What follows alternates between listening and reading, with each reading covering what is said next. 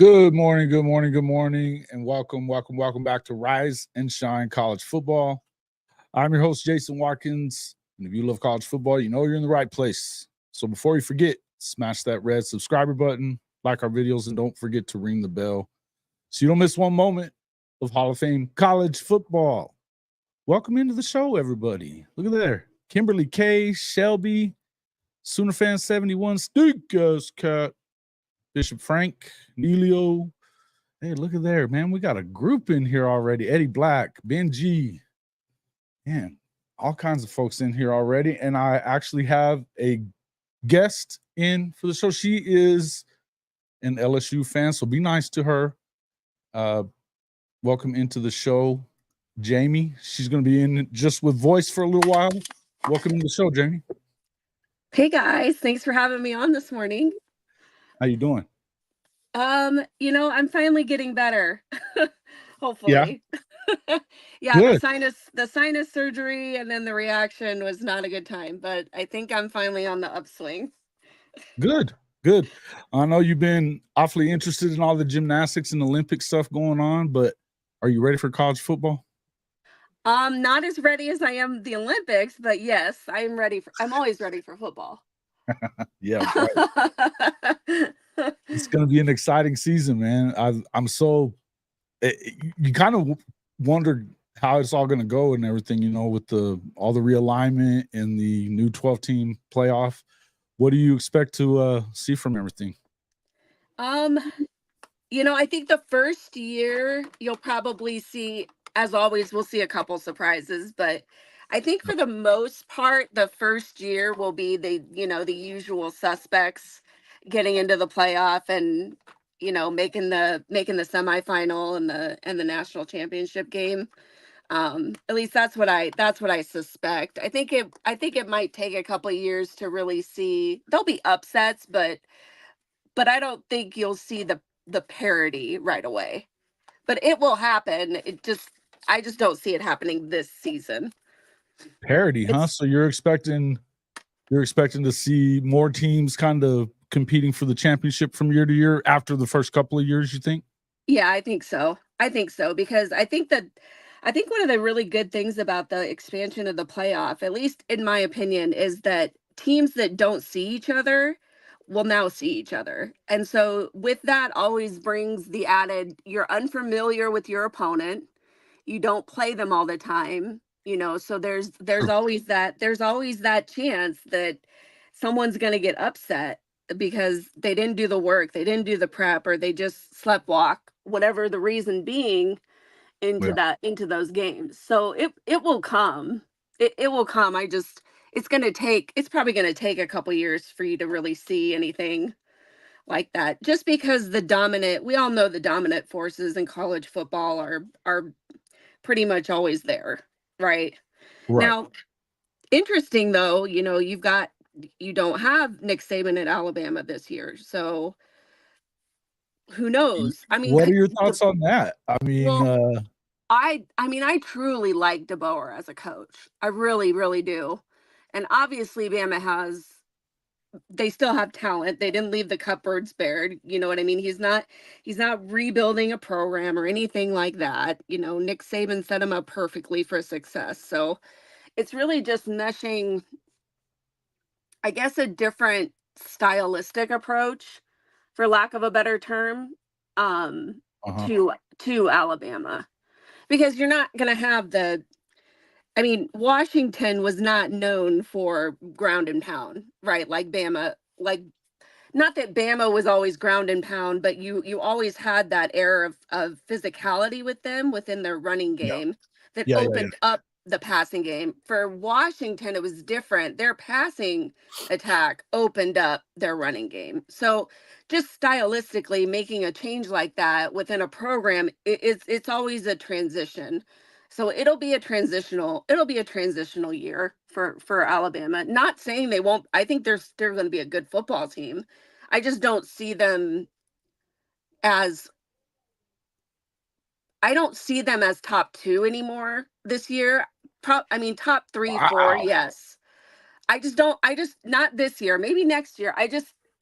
coaching changes are always like that. They just take a year or two to really get your feet under you, regardless of what was left with you, what was left of the program. That's just my Uh, opinion. I could absolutely be wrong. And I have a well, lot of respect for DeBoer. I really do. I just think when yeah, you I think most change, of us do. Yeah, I get what you're saying, though. I think that that's the question that everybody has is, are they going to be able to be seamless with all that talent? Because I guess the on the flip side of that, you look at DeBoer and what he's done, losing 12 games out of like 120 or whatever it is in exactly. his career. He's not a slot. Like let's be No, I honest mean he here. went into a He's no 4-8 slouch. Washington team and went 25-3. You know what I Yeah. mean? And so I guess you definitely got a lot more talent there. You got to see how does that transfer over though? And I guess my question would be, to me, I haven't seen them as that dominant force in the last couple of years. I think that they've, if anything, all this coaching churn that they've had, it's just been, and last year they struggled to get the offensive side of things 100%. together for a while, right? 100%. So if they can get in there and kind of do some things on the offensive side and get Jalen Milroe more of an offense, I think that they didn't do him any favors, pulling him out of the game or suspending him for that Oh no, that was game stupid. and all that. I thought it was too, but it feels like maybe they're going to put a system in place that might be helpful for them right away. You know what I mean? Yeah, I think so. And I think that, I mean, obviously I think a lot of DeBoer as an offensive coach. So, Yeah. I think they did Milroe a great service in bringing someone like DeBoer in, especially who, he'd worked with Penix and I mean, everything that he did for Michael Penix. And I'm not comparing Milroe to Penix by any means. I'm just saying that developmentally wise, we know he can develop a quarterback, and we know Milroe has the goods. Obviously, he's a good quarterback. It's just how serviceable can he be in year one under DeBoer, in my opinion. Again, I could be wrong, which I am wrong. That does happen. I know it's crazy, but it does. Yeah, I don't know. Well, you never know. Folks, we have with us Jamie Pritchard on here. You might have heard or seen her on the Air Raid podcast a couple of times, or she's been on with Coach I a few times as well. She was with us a couple of different, one other time that we had. I think it was for, what was it, our SEC coaches that we were voting on or something like that? No, we did the schedule release. That was the one I was on. Yes. Yep. So, yeah, we're glad you came in with us. But I mean, look, I don't know if you're wrong at all. I think that's the question that everybody has, and I don't even know that there is a right or wrong answer here because it is the unknown. And I think that their schedule first, right off the bat, I think probably one of the tougher schedules for an Alabama team as far as, they're going to continue to play all their rivals, and they added Georgia to the regular season schedule this year for them as well. So they go on the road to Oklahoma, they go on the road to LSU. They host Missouri. I guess Ole Miss got lucky and didn't have to play them this year. I don't know. What are your thoughts about where they had everybody ranked? Did you see the preseason rankings according to the SEC media days? I think I saw it. I can't tell you that I remember what it looked like. Yeah, let me pull it up. I think I've got it still right here somewhere, possibly. I should. That tells you how much I pay attention to preseason rankings. I mean, and I don't blame you there. They are trash. I mean, I think that for the most part, I don't put a lot of stock there. I don't put a lot of stock in those. That is, and you shouldn't. I think that we get so enamored with our own programs that we pay attention to, and this is especially true for. I mean, Barrett Sallee was saying stupid stuff about Oklahoma, like He He was always on. says stupid stuff. He's such a dumbass to me. He really is. I mean, From he my doesn't. He has one or two good things maybe in a year, but other than that, it's mostly trash. The dude is full of crap. I mean, Mhm. dude, you work for Sirius Radio. You've got people working for you that can do a lot of the research for you. Before you start making dumbass comments like Oklahoma is not going to be able to recruit well enough because of geography, he says. Well, that's just asinine. Right? And it was It like, doesn't matter what conference they're in. Like that. no. People are And if stupid. anything, the SEC move bumped them up in recruiting Absolutely. because everybody wants to play in the SEC. But Yeah. Oklahoma's always been a national recruiting Yeah. program. That's They just an asinine comment. definitely own the northern part of Texas, you know. And so Yes. it was crazy. He said a lot of stuff, but I sometimes question how on earth do these guys have a platform? Yeah. I really don't understand it. I just posted something about Feinbaum because he's the most, to me, he's the biggest idiot that I hear on a daily basis. I mean, the man is, I don't understand it. That's a whole other I don't tangent. get either. I won't get into that, but he's an idiot. He's He drives me entertaining at times, but I do believe that I don't know. I like Feinbaum in some instances. I don't think that he's super knowledgeable about the game of football. I think he knows the business side and he knows a lot of these coaches. But he basically got popular because of a bunch of bumpkins calling in and acting stupid on his show. Well, that's usually what happens. You know, I mean, you know, I feel like I got a smarter audience than this guy, but Well, you do, right? More than likely, because the people I hear on that show, I can't even watch it because it just infuriates me. I'm like, okay, right? I can't do that because y'all are stressing me out with the level of unintelligible comments you make. So I'm just It's gonna wild, man. And Twitter, of course, makes it even worse because you don't have 100%. most people don't have any kind of you don't put your name next to it. A lot of folks don't, and Right. you know, burner accounts, and so they just say whatever because you know it. And so much of it now, though, and I think even with you know, I have a background in being a sports reporter for the better part of 2 decades, covering the Big 12, covering the SEC a little bit as well. I covered what Pac-12, SEC a little bit, more the Big 12 than anything else, and then even some Mountain West stuff, basketball and football.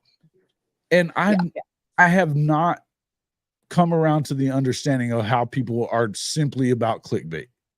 And that's exactly what it is. I think a lot of it is they just say whatever the hell they can. And with the Oklahoma fans, we know that they trigger easily. Oh, 100%. Nebraska fans, LSU fans, they're the same way. I mean, they are 100%. They're the same way. We fall for so much, and I fall for it too.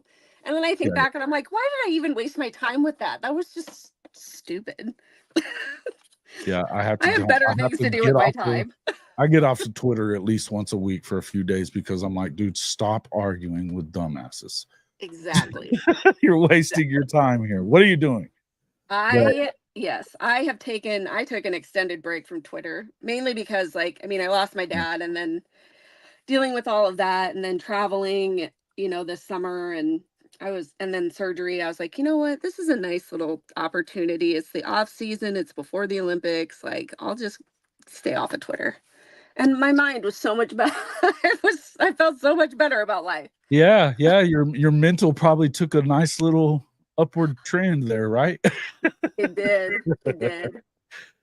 But I do love it during college football season. It is a lot of fun. It is fun. As long as you stay within that parameter of just ignore the dumbasses, you'll be good. Yeah, well, and that pretty much eliminates most Texas fans, so you don't pay much attention to them. No, I don't. Them and Oklahoma State fans. If you stay far enough away from most of them, not including you, Benji, we like you. Or Bryce. I like Bryce. He's an Oklahoma State fan. He's a good guy. Yeah, he hasn't really been on a whole lot, but he's a good guy. He's very, very smart. He goes Like, on the air raid show with you. Is that the one he goes no, on? he's never been on. I don't think so. He used to be on Spaces, like back like when Spaces first started, and I was on there all the time. He was on there with us. Okay. He's super super smart. I don't remember what his. I don't. He changes his handle, so I'd have to look up and Yeah, see I what have his a handle couple. is. I have a couple of different Oklahoma State fans that I can handle. Yeah. For more than like 1 minute at a time. There's like, there's always that niche of the team you load that you're like, all right, this person's okay. I can deal with them. They're at least Yeah, knowledgeable. the ones that I can't stand is like, especially like what's his name, OK State Probs or whatever. That dude's a clown. Oh, I think I've seen him before. Oh, Yeah. dude, attacking. He was like one of the main ones attacking Kelly Maxwell and all that stuff after the pitching when she moved. Oh, yes. They were awful to her. They were awful to her. People are retarded. I don't understand why people not only care so much about a college kid's like life decisions, but just to hate somebody to just say those kind of things because they're trying to do what they think is right for their future. It's just, I've never understood. Well, yeah, and I think a big part of why she moved, obviously she pitched for I think 4 years at Oklahoma State and did very well, but they could never beat Oklahoma. But nobody's beating Oklahoma, by the way. I mean, right, by the way. It's not like I can tell you all this, but I just what I'm saying. But I'm convinced that when she lost those 2 games in Norman, yeah, to them, it was because they had her so feeling, I don't know, they were awful to her to the point that I think that she let herself off the hook of feeling bad about it by losing those 2 games. Because then after that, she was unbelievable in the tournament the whole time. Yeah. But college sports is definitely an emotional thing. It is, which is why I love it. But people need to chill sometimes. And remember, these are kids. These are kids. Yeah. Still. Yeah. They're still learning. NIL and all that stuff. I mean, I understand that there's a different, you don't have to treat them with as much kid gloves, but I don't know. I don't think that you should treat anybody the way that people be. I don't think so either. I think it's ridiculous. You know what I mean? I think it's it was ridiculous. out of control. It was completely out of control. And I understand that, it's okay to criticize people. I'm not saying you shouldn't criticize an individual's performance, but I am saying that right. Like take a breath. I mean, well, it got personal. Relax. That's what I think. That's the thing. Problem with anything that happens on Twitter or YouTube or whatever is that once it stops being about an argument that you want to make about sports or criticizing a player or coaches or players or whatever, and you turn it personal, then you've gone too far. You've gone too far. I'm with you. But it happens. It happens an awful lot. I know. Texas Tech has stars in their eyeballs. Stink ass cat says, yeah. Kennedy getting $1 million to go to Texas Tech and pitch instead of going to Oklahoma. I was rather surprised at the move, but I was surprised they had that kind of money. I was going to say, where did they even find out? I didn't realize there was that much money rolling around. Somebody robbed a bank. Somebody robbed a bank over in the plains. I mean, I know, obviously Texas is oil country, but I mean, usually those donors are locked into Texas and Texas A&M. They always have been. So because they're a bunch of farmers. I mean, they got some money in Lubbock. It's not a poor town or anything that. But exactly what I'm saying. I mean, Joey McGuire's only making $5 or $6 million, I think. I mean, I don't know about that, but I mean, good for him. I guess I can't fault it. I would probably do the same for $1 million. Hey, listen, I mean, for her to go over there, I mean, she was definitely the best pitcher in the country last year. Yeah. I think that everybody were just, I think Oklahoma fans were, just marking it down that she was coming to OU. Yeah. So for Tech to get in there and get her, it's surprising because it's pretty crazy because You just A lot don't. of loot, man. Whatever. There's less pressure. You know what I mean? So Yeah. maybe that played in. Maybe that played into the decision.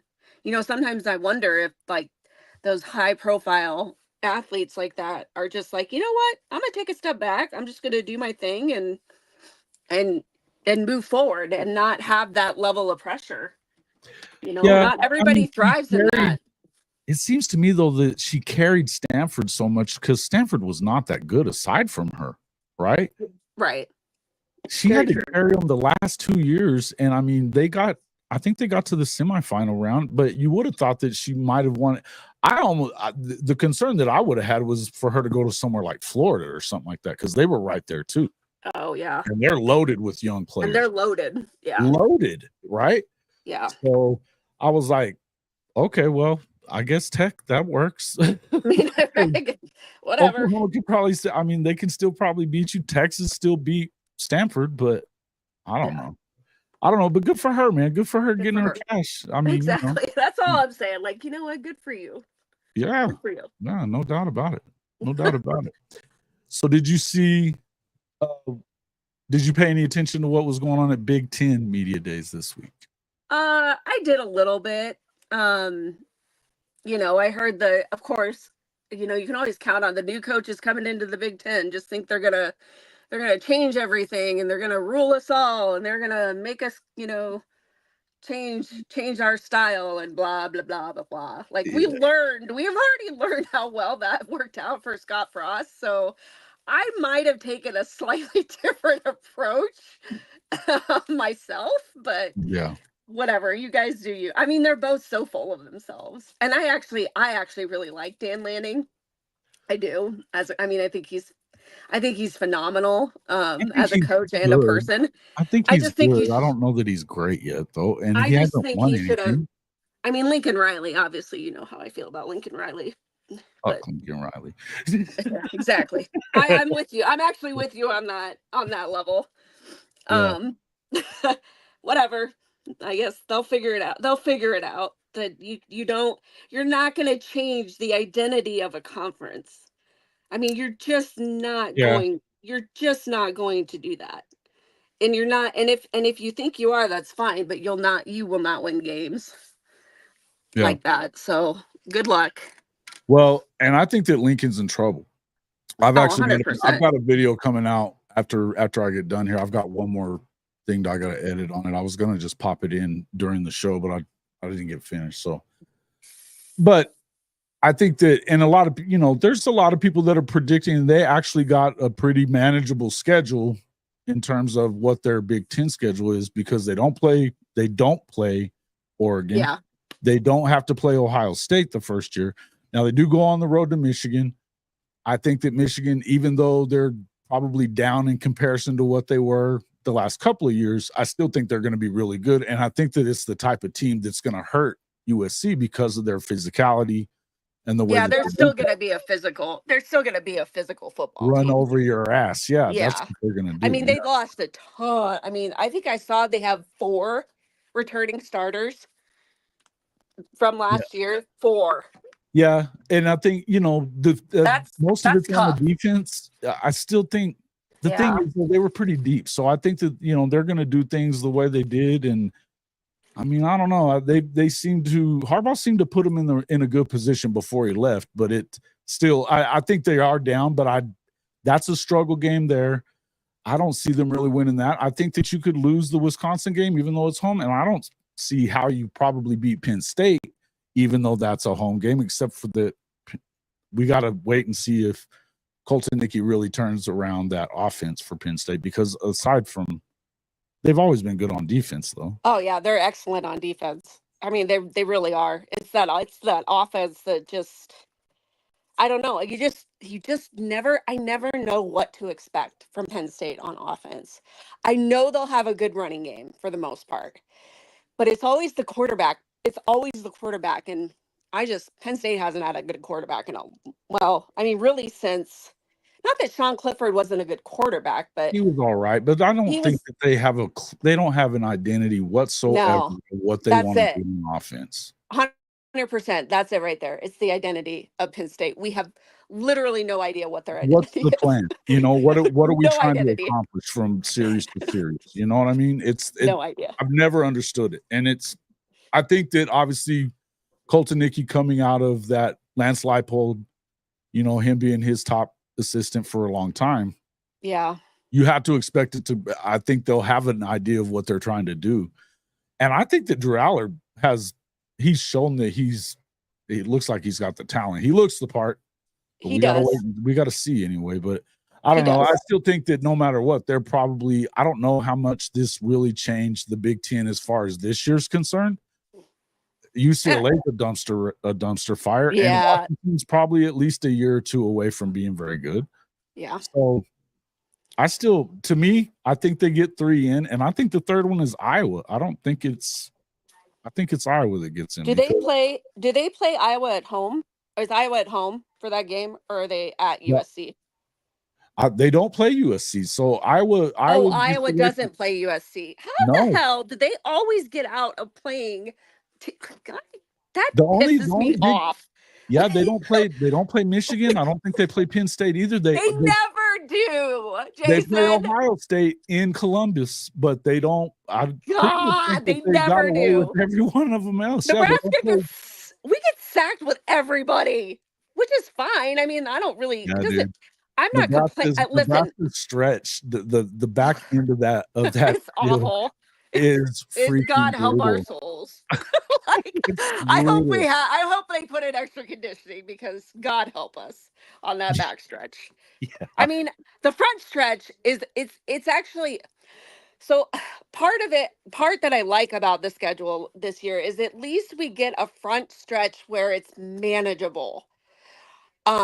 We have not had that for the past few years, and I know that's not helped, in establishing anything. So I think that helps. I think it will help the back end of the schedule, but needless to say, the back end of the schedule is brutal. It's brutal. Brutal. Like their last 5. It's terrible. I mean, one after the other after the other. It's just, I'm so used to it. The one that they might get a break on would be, do they play USC? Let's see. I've got. Let me pull up. Yeah, but we play them in LA. Yeah, but I think that might be the one that you have kind of an off week. You know what I mean? Let's see. I'll find it right here. Yeah, they've got, so their last 5 after Northwestern at home, then you go Wisconsin at home, at UCLA, at Maryland, Nebraska at home. So really even it starts at Ohio State. They go at Ohio State, then it's Washington. This is Iowa. Iowa's got a piece of cake, right? I know, it drives me insane. It's always like that, Jason. I think the Wisconsin game should be pretty good, but then at UCLA and at Maryland, I don't know what Maryland is right now. It doesn't look like anything. I don't think Maryland knows what Maryland is, to be fair. I will get into that. I don't think they know. So. Nebraska, on the other hand, their last 5 is, let's see, at Ohio State, UCLA, at USC, Wisconsin, at Iowa. Yeah, exactly. What the fuck? I'm sorry, excuse my language, but seriously. That is brutal. Give me a break. I hate it. That's wild. It's fine. It is what it is. Like, at least, I mean, here's the thing. At least when you play that caliber of team, you get a measuring stick, right? You really do truly get to see where you are as a program when you play schools like that, when you play teams like that. So it's not, I try to look at it as a blessing in disguise, because at least it really puts out there where it's a measuring stick as to where you are right now. Well, yeah, and I think if you think about who Matt Rule is and who he's been in his career, he's loving it. He's loving it because, first off, Nebraska fans aren't as crazy with their expectation levels as they used to be. It doesn't seem like. They're Correct. still going to the games. They're still showing up and supporting the program, but they're not Yes. like they're not tossing coaches in a year either. You know what I No. mean? No. I'm hopeful we've learned that lesson. I would think, but I also think that that they did they really gave good for to get Matt. I think they did really good to get Matt, and I think for Yeah. him, he's probably looking at that as an opportunity to say, because look, the projections that I was just looking at, I mean, CFP Professor, it's Matrix Analytical, they're the most accurate analytics company out there at this point, and they've got them going in that last stretch. I think they end up going like 1-4 is what I think. Yeah, I know. Let me see. Let me make sure. It's probably not good. No, it's no. I mean, but I mean, but I I get also it. think that I also think though that you have a chance though. So Wisconsin, you look, I think they're probably a year away. That and you get them Yeah. at home. I think SC you could probably win. They've got them losing SC, Wisconsin, and Iowa. I could see them winning the USC game. I could see them winning against Wisconsin too. Yeah, it's funny. I feel like people are propping up Wisconsin, and I don't really understand the reasoning. Fickle. It's got to be fickle. Well, I mean, and I get that, but like, I don't know. Just what I saw last year, I just don't think it's going to be as any I don't think I'm it's going to be wondering if much that better. kind of offense will ever work at Wisconsin though, because Yeah, that's not really who they are, right? exactly. And that was my point all along. Like, it's kind of the same thing with Alabama, except Alabama has the athletes to kind of, do what you want when you want to do it. But True. Wisconsin does not have that luxury. So, I don't know. It's always been to me it's a weird fit. But I guess it's not my problem. I just think that Nebraska I mean, we almost beat them last year and we were terrible. So, Yeah. you Yeah. know what? I mean, we weren't terrible. I shouldn't say that, You but didn't have a very good quarterback. we were not good on offense. Like, offensively was Yeah. a disaster. True. I mean, just an epic level of a disaster as a Right. And I think program. Chicken's got a good comment here. He says Wisconsin all depends on Tyler Van Dyke and how he develops under Longo. I I mean, think if he's terrible though. I don't think he's a good well, quarterback. Okay, he's not terrible. I think he got thrown under the bus by a shitty coaching Oh, staff at Miami. 100, and he did. He So did. He and did. to Kicko's 100%. credit, he kind of raked Cristobal and them over the coals at Big Ten Media Days, which was funny. Well, and you should, because I mean Oh they did man, do him a disservice. They did. they did. They They did. did. I still just don't think he's that good of a quarterback. Well, the hope is, I guess, if you're Wisconsin, the hope would be that they didn't ruin him completely. Yeah. Because sometimes guys don't bounce back from that kind of stuff. When you Yeah. have that many bad games, and I And don't no want support. I mean, yeah, it's not like so, they didn't support him at all through any of it. they So didn't. They I didn't. mean, there's that. I mean, it's Miami, so It is. I'm not surprised. They quick to throw the baby out with the bathwater. Oh my gosh, it's been brutal. Like, you can't just do that anymore. You don't have those guys that were built in the streets of Miami anymore. The culture is different. That's why Miami got away with it, is because I mean they were born and bred in the fire, Yeah. right? So now you don't have that anymore. It's just not there. So whatever. Yeah, I think they're I in think trouble. Nebraska will be better than Wisconsin. Well, I truly actually feel that Nebraska will be better than Wisconsin. we're gonna So find I out pretty think quick, right? We're gonna find out pretty we're quick. going to find out pretty quick. I think that I think they'll come out of that stretch. I bet they win 2 of the 3. The last 3.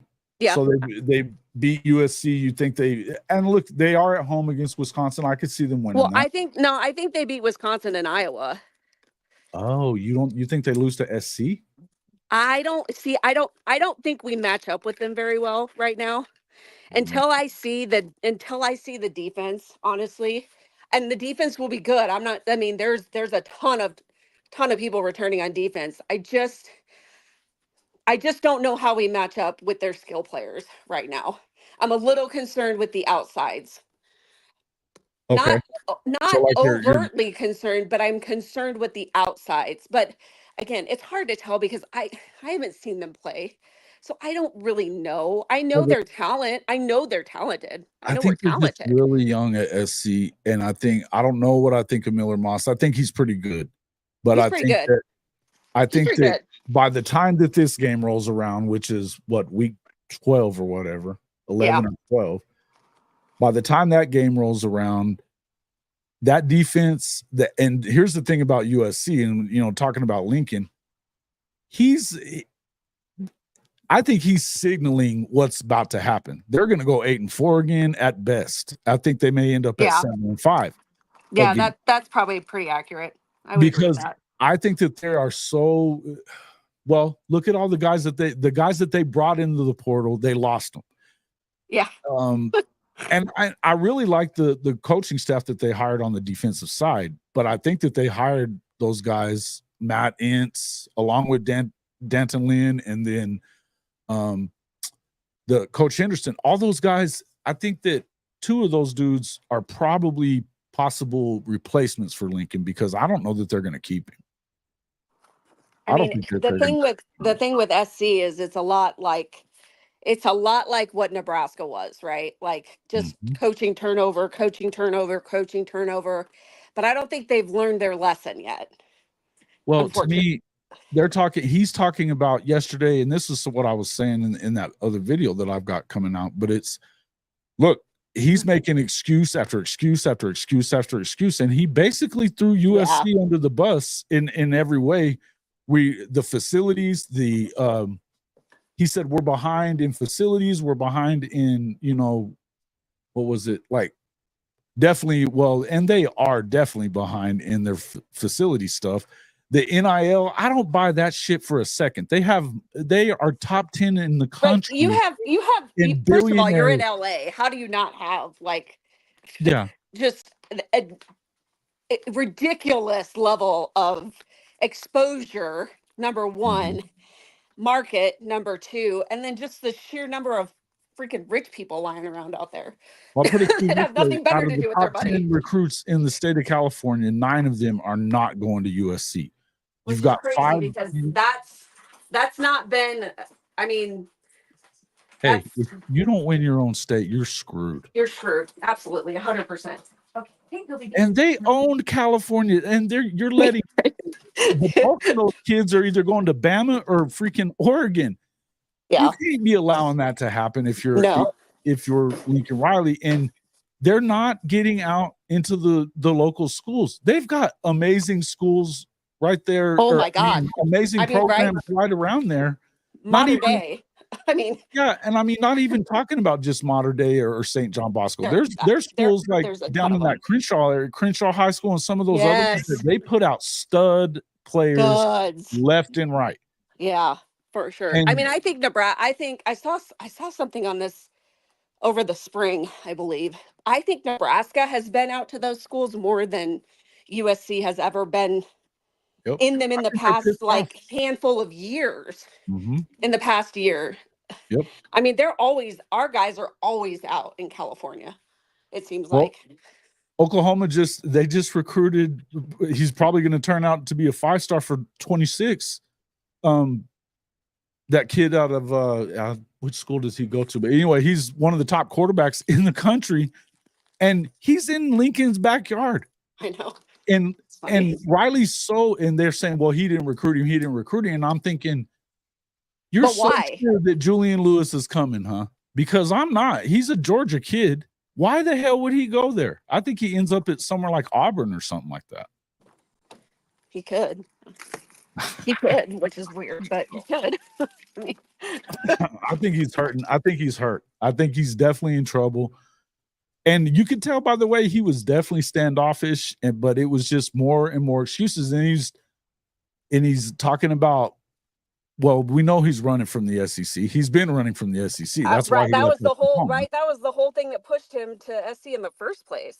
Oh yeah, he had no he had no inkling to go play in the SEC, and which Castiglione said that on that July 1st show with Feinbaum, and then when he was like, where every coach at Oklahoma was excited, and the one that wasn't isn't here anymore. And so they asked him about that at Big Ten Media Days, and he got pissed, and he was like, "I'm not going to answer that. Just next question or whatever." He got all butthurt about it. But he's talking about he tried for the Saturday Down South said that for 2 years he was trying to get out of the LSU game to open the season with. That's true. Yes. And then they definitely canceled the Ole Miss series that was going to start next year. And that Lane didn't. They're saying, well, that was a mutual. The hell no, it was. It wasn't. There ain't no way that Lane never do that. No, Lane would love to go out there and drag their ass around the Coliseum. 1,000%. Lane doesn't back away from shit. Like, are you kidding me? Right. I think we're losing you. Oh, hold on. Oh no, I got you back. You got me back? Okay. Yeah, I got you back. No, but there's no way. But and then on top of that, now we're finding out, and I knew this was coming because when you heard Colin Cowherd on his show with Feldman about a month and a half ago, and he was like, I think they ought to get rid of the Notre Dame. They don't need to play that Notre Dame game anymore. That's 100-year-old blood rivalry, and you're seriously talking about getting rid of that one. And sure enough, this was the funny one. He started talking about that this was what Saban in Alabama did, was scheduling not to make your fans happy, but to win championships, as if it was only cream puffs that Alabama or anybody in the SEC schedules.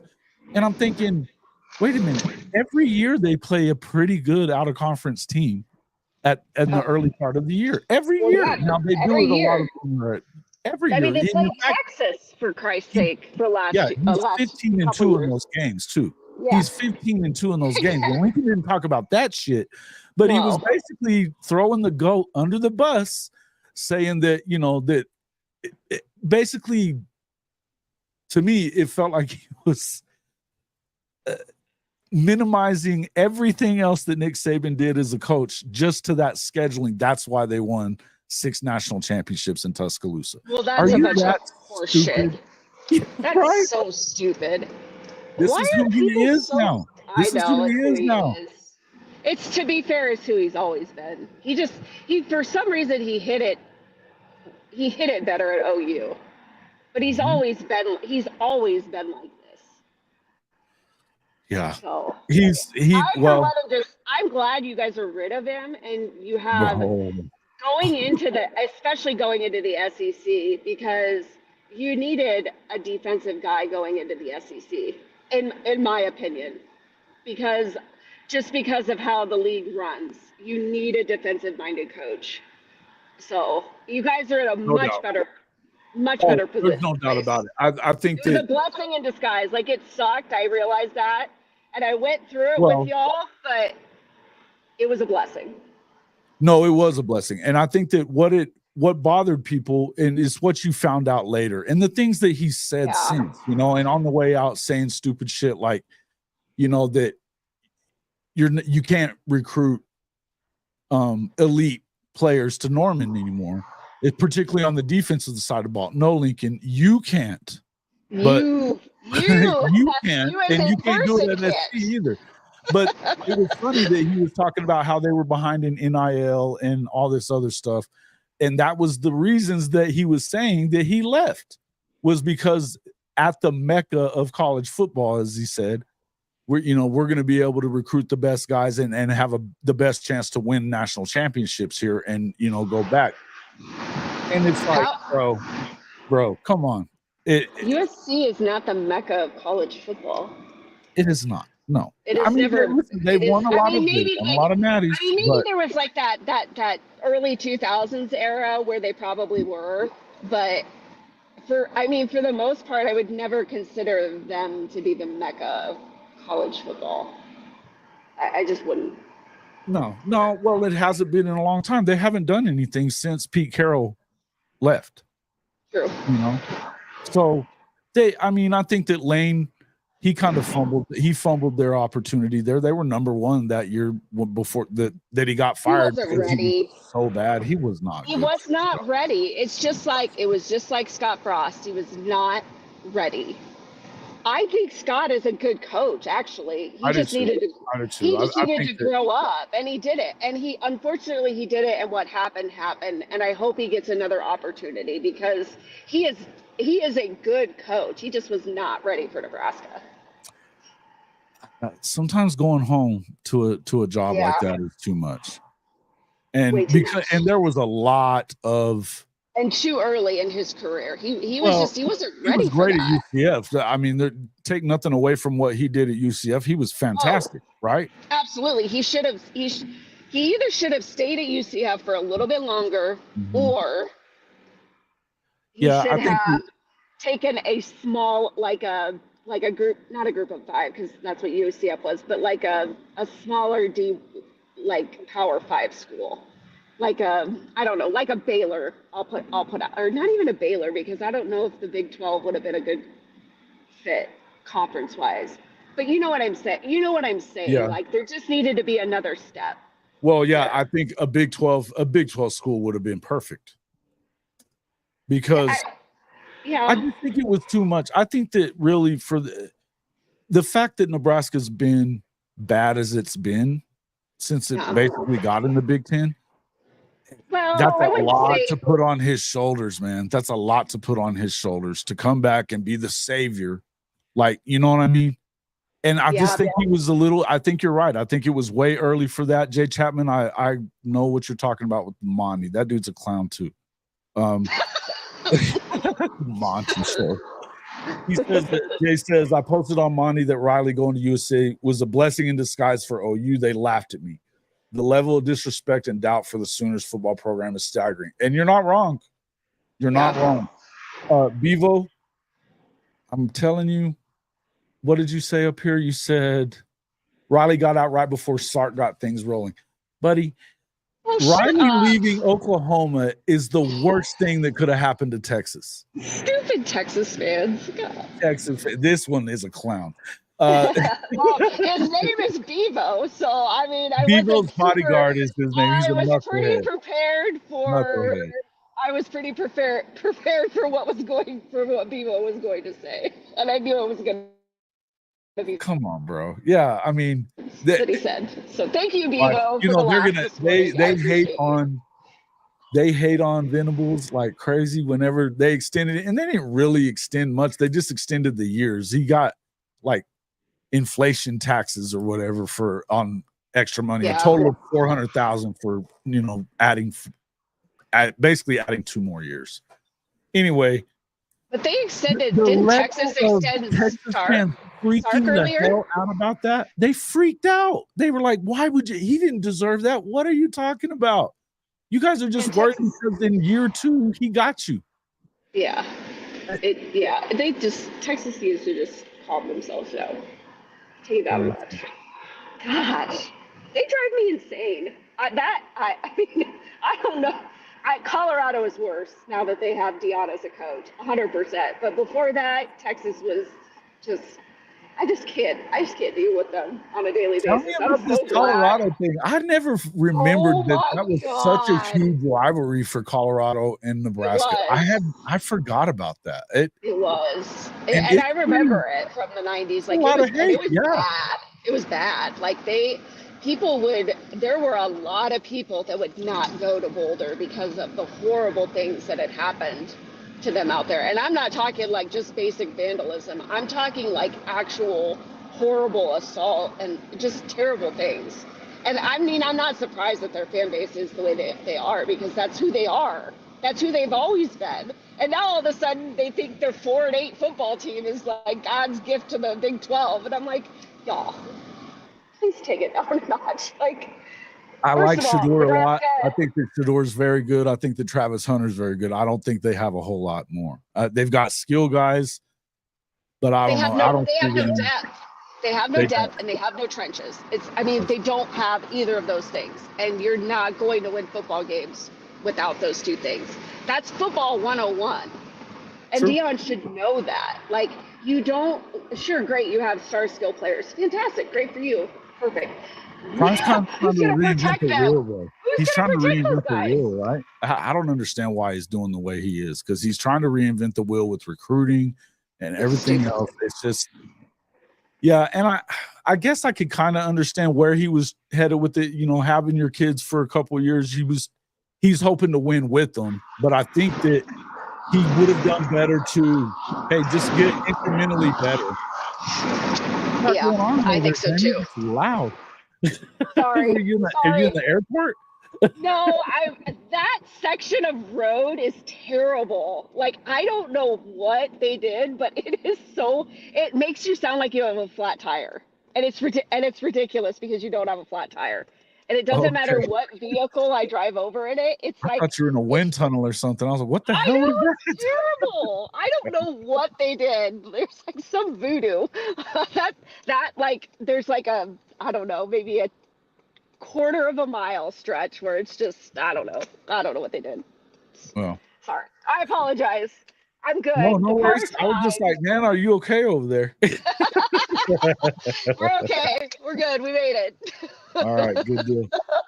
Well, I know you have an appointment you have to get to, but I I do. appreciate you calling in, and it was I good appreciate you talking with you. having me. Good Great stuff. Good talking stuff. with you. Hey, I listen, will come back you got to on jump soon. on more. Yeah, you got to I jump will. on more. Good talk. I will. All right. Bye, you guys. Have a good Thank, day. thank you, Jamie. Talk to you soon. Yep. Jamie Pritchard, she kind of jumps around and does a lot of different stuff. Yeah, is she calling from Louisiana? No. Man. No, she actually, so she lives in Nebraska, I believe. Yes, she does. And so she's not exactly sure how she became an LSU fan, but she's a good college football person. She gets her stuff, so she's done pretty good. We've been on. I was on with her on Coach I's show, and then we did that other show here on our show when we were doing the schedule release stuff, when the SEC did its release of the schedule. So, but she's great on Twitter. She's entertaining on Twitter. She gets pretty wound up about the sports that she's watching and stuff. So, and it's constantly Nebraska and LSU fan. Correct. Yeah. Yeah. There's Coach I right there. But yeah, she's entertaining, man. Lots of fun. And I think she knows her stuff. I wanted to ask her more about that Nebraska Colorado game, because I've been watching them go back and forth, man. I didn't realize how, I guess I just didn't remember it, but how like crazy that freaking that rivalry is, because they hate each other.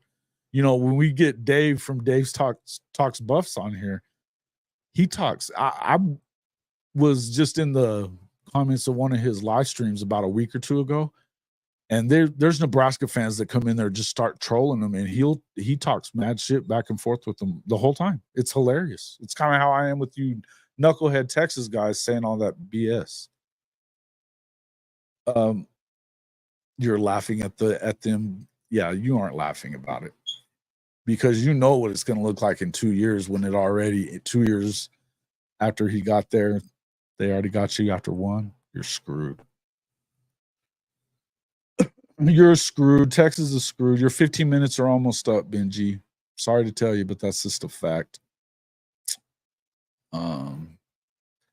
Bishop Frank, what's up, man? Thanks for coming in. Chicken, Coach I, Stink Ass Cat. Let's see who else we got. Purple Orca in the house. Jay Chapman. Who else? Bevo's bodyguard. Clowning as usual. Fisherman. What's up, guys? Good to see everybody in here. Chrissy, good. Hey, man, you've had a couple of pretty good ones as well. Having some pretty good comments lately. Coach Ricks, man, good to see you back in here, my man. I think that I think you're right here. I think that Matt Rule, yeah, I don't see them losing that game at the end of the year. I think Nebraska, if they've figured, I mean, if Dylan Raiola is first stays healthy, obviously you got to stay healthy, but I think that by that time of the year, he's probably got his feet underneath him. You know, and their early part of their schedule looks doable. You know, Start off with UTEP, then they got Colorado. It's a home game this time around. I feel like they should win that one. Then it's Northern Iowa, Illinois, at Purdue, Rutgers, and then at Indiana. I mean, they start off, they shouldn't lose any of those games. So they should have what, 3, 6, 7. They should be 8-0 when they go to Ohio State. You know, they're going to lose that one, I'm sure, more than likely anyway. But then UCLA, they're going to win that one. They should beat SC. I think those last 2 games, I mean, I don't think they make the playoff, but I'll tell you what, if they can pull a win, if they can win 2 out of their last 3, they could. The professor has them projected at 8-4, ceiling of 9-3. I mean, but he has them losing all 3 of their last 3 games. And then, of course, the Ohio State game. So I don't know if they could win 2 out of those last 3. I don't know that I'm super buying them. I buy Matt Rule. Matt Rule's a little better than the guy you got there at Texas, bruh. I think that may be the issue is Raiola. But if you look at their schedule, brother, it sets up pretty well. If he doesn't get hurt, he's a good player. He's got a hell of an arm. You keep him out of harm's way. I mean, I guess the Colorado game could be a tough game. I mean, it's only a 10-point spread. But aside from that, who the hell is who's going to really test them? You're out of your mind, Benji. Sark is not better. Okay, I'll shoot you that link. Cool. Coming to your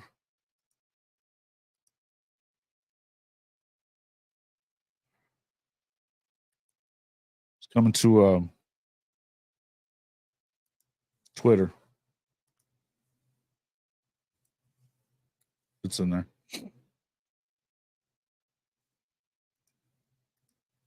Bro. You're out of your mind, dude.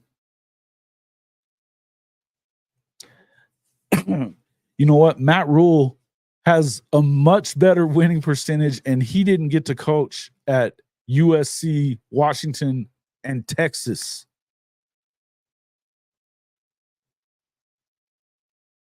Knuckleheads. Matt Rule took over at Baylor after Bryles and that whole scandal tanked the entire program, and he had it turned around in 2 years. He's one of the best coaches in the country. You guys are out of your mind.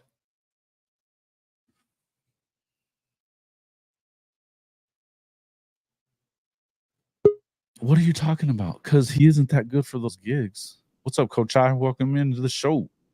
What's going on, my man? Can you hear me? Yeah, I got you. Okay. Yeah, man. I'm driving. So driving? Yeah. Headed to an appointment too? Yeah, I'm finished with everybody the on their appointment days. Yeah, man. Coming back from appointment. Headed back to the house. Got to make a couple stops, but I was like, I got a couple minutes, man. So you say is Raiola starting for them for real? Looks like it. Looks like they don't really have much as far as quarterbacks are concerned. What's the schedule like? You said 8-0. I don't even know what's the schedule like. They open with UTEP at home, then they got Colorado. The Colorado game, it's a rivalry game, so I mean, you don't know really what could happen. And Colorado did get them last year. Is that in Boulder or Lincoln? It's in Lincoln this time, so they should. I mean, I think that. I mean, provided they win that one, the next game they have is Northern Iowa, then Illinois, at Purdue, Rutgers at home, at Indiana. I mean, they should be 7. They should be 8-0 when they get to the Ohio State game. At worst, 6-2. Not 1, 2, 3. I think Colorado. 7-0. They should be 7-0 when they get to the Ohio State game. So, I think there's a chance Colorado could get them, but I'm like you. I got Nebraska winning just because Raiola young in his career. I don't know. We'll see what he got. And then Illinois has a good defense. I don't know if they can they still run the ball, because they was really good at running the ball last year. So, but I guess Matt Rule will be ready for that, though. Listen, I mean, Yeah, well, there's no love lost between those two programs, first off. But I hadn't realized that it was that crazy between them. Yeah. But or I guess I hadn't remembered, but I think that that's a possible that they could lose that one. I don't really see them losing to anybody else. Maybe Rutgers, but I don't think so. Well, I was about to say Rutgers last year Rutgers could score, but they couldn't stop nobody. So I mean, I would assume that their defense didn't get that much better over the course of a year. So I mean, 7-0 sounds like a realistic possibility going into that. That's the and then the 8th game is Ohio State. Yes. Game 8 is Ohio State. So I mean, at worst, yeah, man, I don't know that I see them losing any of those games. Shelby says, I want Nebraska to go 0 and whatever. You're hating Nebraska, huh? Had no idea.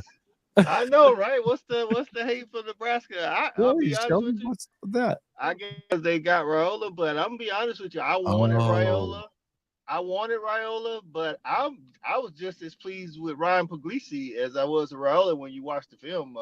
So yeah, I like Puglisi too. I think he's good. Yeah, right. Me too. I actually think long term he may be better than Raiola, to be honest with you. But I wanted Raiola, but hey man. Neilio says he seconds Shelby, but he's a K-State guy, so I get that. Right. There's some history there. Like we played Nebraska like once in a bowl game or something. I don't know. Shay, listen. Listen, I mean, most of us Oklahoma fans, there was a time that we hated them the same way, but I think that it's more. There's a lot of respect between Oklahoma and Nebraska fans. It's because of Coach Osborne was that dude. Man, and I know myself as a reporter, I got to meet Coach Osborne. It was after he had already retired, but I met him the first time I met him. I got a couple of minutes to talk to him or whatever, and I was going to cover, I think it was OU at Nebraska, but it was after he had retired. But I got to talk to him whenever I got up there, and he was cool. Then I saw him a few years later, and he remembered who I was. And Coach Roybal talks about that. Of course, Coach coached that guy. Oh man, what was that kid's name that won the freaking Outland Trophy at Nebraska? That Coach had him at Wichita Falls Rider. Damn, I'm trying to remember his name. Outland Trophy, ain't that the defensive? That's the offensive lineman. Offensive lineman. Oh, okay. Mm-hmm. God, pull up. He was a freaking bad dude.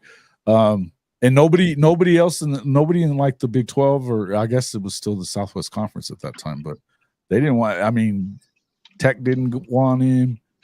TCU, none of them. So yeah, it was wild. It was wild, man. Hey, shit, first lady don't like nobody that ain't the dogs. To be honest. That's true. I get it. I can understand. Yeah.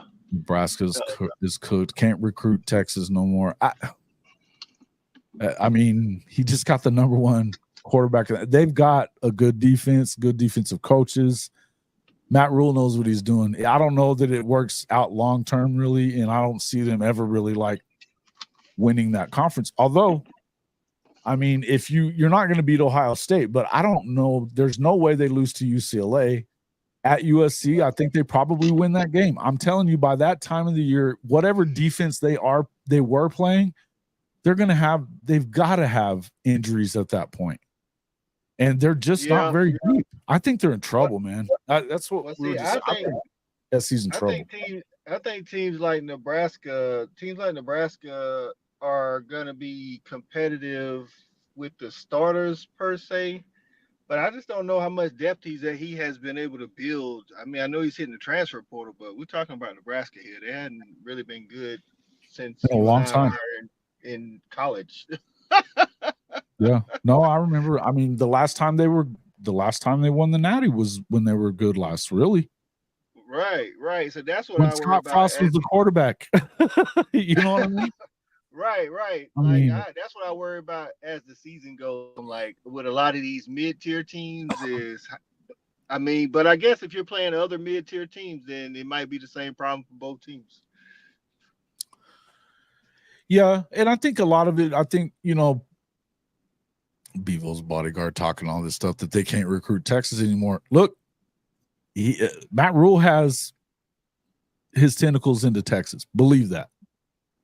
I don't know that they'll ever recruit well enough to be national title contenders again necessarily, but then again, he's finding ways that, and they were a lot better towards the end of last year. They looked a lot better than they had been looking in. I mean, I never really saw them kind of getting it flipped around. But when you can go out there and and I get it that his dad played at Nebraska and everything, and that's kind of why they got Raiola. But when it only takes getting a couple of those guys and kind of turning it around a little bit to sell it to other players, to other recruits. And I mean, he's got the track record, coach. I mean, you know what I mean? Yeah, I mean, I think he's a good coach. Like I say, we always talk about to compete though for the conference against Michigans and the Ohio States, and it's to be tough, honest, even Penn State, because of the recruiting, I don't know. Like you say, he's gonna have to do some really good recruiting, put together back-to-back years, back-to-back classes to be able to, surprise one of those guys. True. Well, and like if it was still East and West, then he'd have a better shot. Yeah, well, and this Neilio's got it right here. He says Rule's number one priority in recruiting is taking back those Nebraska type kids who Ferentz has been feasting on for over a decade, the ones that bitch slap their opponents defensively. And that's what it kind of takes, right? Those Indomitian Stew guys or the old black shirt defenses, man. That's what they were. They were, man. I still remember those games against Nebraska used to be brutal. Listen, man, Nebraska at one point, I was like, man, when they had Tommy Frazier and Dude, Scott Tommy Frost, Frazier's like, the best, one of the best college football players of all time. Bro, what's crazy is when they talk about best quarterbacks, they never talk about Tommy Frazier. How do you not bring up Tommy Frazier when you're talking about that? It's unbelievable to me. Not even quarterbacks, players. Right, players, yeah. Like I'm beyond, like they'll shoot out a list and have Tebow, rightfully so, and then they'll have Vince Young, rightfully so. But like Frazier was the dude. Yep. So, no, and Benji said he usually recruits, not scoring stars. He doesn't care about stars. He looks for speed and measurables and stuff. Yeah, look, he's a developer. That's what he is. He's a builder. So, and man, the guy, look, man, well, you got to think about what Baylor was when he got there.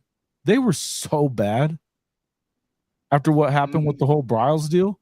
He flipped it around immediately. Yep. Same thing. Who the hell wins at Temple? Just Matt Rule. Right. Chicken says they do. Illinois does still have a run game. Where is that Illinois game at versus Nebraska? It's in Lincoln. Yep. Oh, okay. But I think that's another one. Look, that's one that could come out of left field. That's another one that you could possibly lose, I think, because Brett Bielema, he's going to do what he does. They're going to play good defense. Right. They're going to run the shit out of the ball, try to take time off the clock. And that's it. They're going to run the hell out of the ball, and they're going to run the hell out of the ball. Mm-hmm. Yeah, look, I mean, he does things like they did it at Wisconsin. I mean, it's wild to me that Wisconsin's going to such a spread offense. I don't know that ends up working out there. I think that coach, I think they got a hell of a coach, but I just don't know that that's the right offense there. Do you? Yeah, I don't know. It's kind of hard because you ain't got the personnel to do.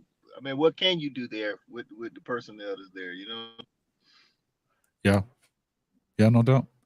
Yeah, Shelby says if Kirby can recruit California, Rule can recruit Texas. It only takes one. I agree. I think he just got one out of California, and we know that Lincoln can't recruit California apparently. So it probably helps that USC's not getting those kids. I don't know what's going on there, but I don't either, dog. I know they better start winning soon, or they're gonna be looking to replace him. I don't care how much money they're paying him. So, I don't think he stays around. I don't think he stays around at all. I think they end up. I don't think he quits because I don't think that there's not another head coaching job for him right now. Or at least nothing like what he's gonna have, what he has there. Yeah, I was about to say, yeah, maybe some lower. He could get level another head D5. coaching job, but it won't be the job that he wants for damn sure. No, But so he's not trying to leave, I don't think, but they're gonna fire his ass. They get this idea that the NIL isn't available there is bullshit. It's bullshit. They've got more billionaire alumni than 99 out of 100 schools in this country. You know what I mean? So, it's not close. the The schools in front of them with that stuff, the schools in front of them with that stuff are like Harvard and shit. Oh my goodness. Shelby says he wants to be fired so he can get the buyout. Yeah. Yeah, he's trying to pull a Jimbo. Trying to pull a Jimbo. Everyone has numbers. Hey, yes, business wise, financially, I ain't even that. Look, Jimbo's getting paid more not to coach than he did to coach. Unbelievable, right? Yeah. That's crazy, dog. It was a Jimbo can go kick back and fish and never be seen again or heard from again. And he's living the life, man. Speaking of, he hasn't been. I haven't seen him. They haven't interviewed the dude or nothing. Since he got fired, he ain't even been on TV or nothing. I hadn't seen him at all. I guess he said and then no need to look for no job or nothing. Like, normally somebody get fired like that. I don't know, maybe it's something in his clause. They at least go like a G5 or something, pop up at a G5 if they really love football. I think. Well, they were talking about him as a possibility at West Virginia before. I don't think they're gonna get rid of that guy. I think they like that guy. No, I think I don't know that the fans love him, but he definitely did himself a favor by winning the amount of games he did last year. He's not on the hot seat anymore. I don't know how long it would take to get back on it if you're Neil Brown, but well, if he doesn't go at least 7-5 this year, I think. Yeah, that might have something tough, to do with though. That's tough. Yeah, not go 7-5 this year in the Big 12 because it's pull up their schedule. Pull up their schedule right. Yeah, let me pull it up. It's West Virginia. Yeah, man. I mean, they've got them going 4-8, or the professor does. The CFB professors got them going 4-8. They open with Penn State, then they're Albany, then at Pitt, Kansas at home, at Oklahoma State, Iowa State, Kansas State, at Arizona. Yeah, that's a tough ass schedule, bro. He might be. Damn. Yeah, he gonna be on the hot seat by the end of the year. Damn. Yeah, they did him wrong, man. Like literally, they could. I'm talking about realistically, they could be 1 in whatever those first 6 or 7. They could be 1-6. I mean, they could technically beat Pitt, but that's a rivalry. So I call that that's like a toss up. I think they're losing to Penn State. He's got them as a toss up. The spread he's got is 2.5. Penn State, I got that as a loss. Kansas, if Daniels is healthy, that's a loss. Kansas State, that's a loss. Arizona, that's a loss. Iowa State, Kansas State, that's a loss. Jesus. Even their home games. I mean, Iowa State and now it's a tough place to go play in Morgantown. Don't get me wrong. That's true. Kuz was in here a little earlier. I don't know if he's still here or not, but brutal, man. This is a brutal schedule. What are their last 5 games? So their last 5, it lightens up a little bit.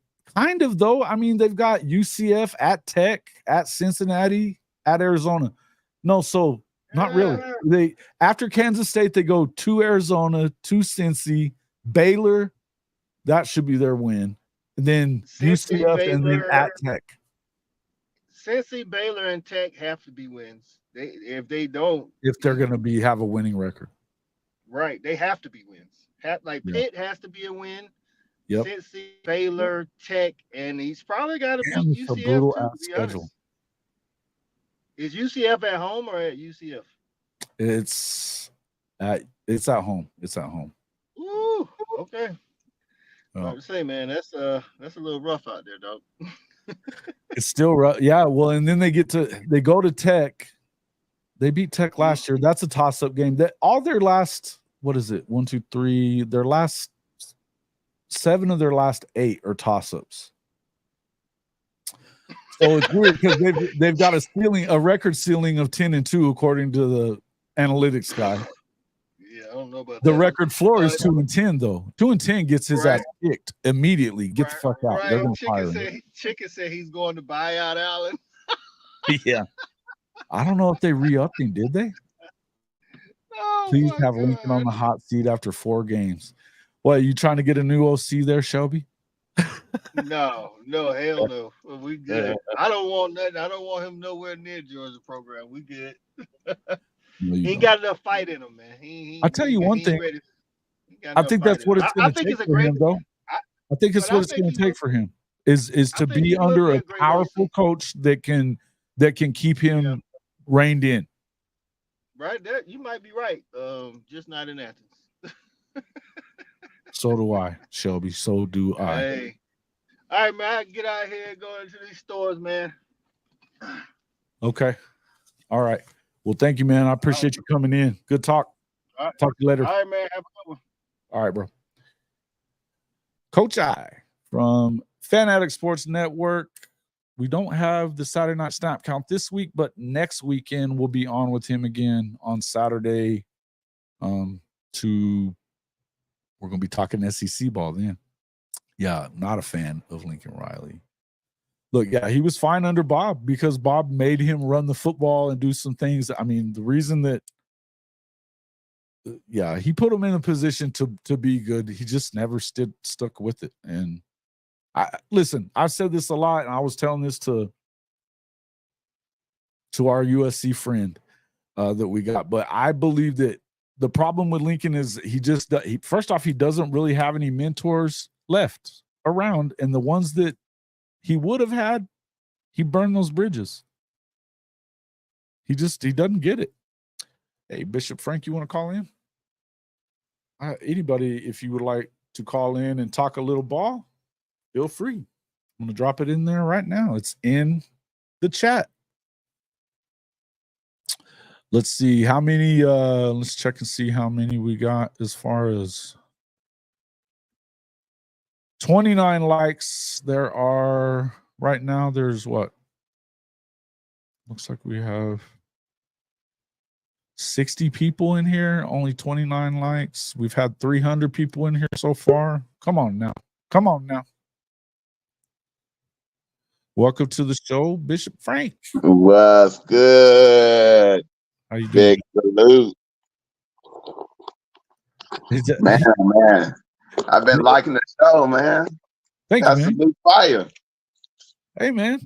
Guys, I had a couple of good callers, man. Jamie, she knows her stuff, and she's not short of opinions, just like everybody else. Shelby, you are calling too. I know you got something to say. You're in here talking about Lincoln. Loving it. Coach Ricks, welcome into the show. Anybody who wants to jump in, man, just let me know. Y'all can pop in here. Jimmy Lee, we'd love to hear from you guys. Yeah, listen, I think that, and Sooner in Texas just said, please stop naming he who shall not be named. It's Tebow, period. Yeah. It just means more. It just means more. Yeah, man, listen, this guy is he's a piece of work, though, isn't he? I surprised me. I guess it shouldn't have surprised me at all, but what an awful performance at Big Ten Media Days. This is how and who said this? I was just looking. Jimmy Lee said at least Lincoln had a better opening statement for Big Ten Media Day than the UCLA guy. Yeah, but it went downhill after that. You know, he didn't have the right. He was definitely not saying the right things, man. He's definitely not saying the right things. But it's just ridiculous. Then he was doing the moonwalk on his conversation when people were asking him the tough questions. Just it's excuse after excuse, and it's the thing is he's contradicting himself on the crap excuses he was given on his way out of Norman. You know, talking all that stupid stuff about how the resources and their, you know, everything that they do at USC and what it is, it's that beacon, that mecca of freaking college football out there in Southern California, was going to allow them to recruit the kind of players that you have to win national championships. it's all crap. Because now he's saying they're way behind on all that shit, throwing USC under the bus. I don't think that they're going to put up with that crap much out there after this. But just think about it. All he was doing is trying to save his fan base and get them back on his side. His whole thing was he was trying to spin the whole narrative on the NIL. Right. And if you look at it, he did. It wasn't the right thing to do. You own up to it if you miss it, and you keep building. Right. No, I agree. I think that's yeah, it's wild. Man, I forgot to ask Coach I about what's up with this Georgia player in Shawty. I see you in there. What happened with this kid? The latest guy to get arrested.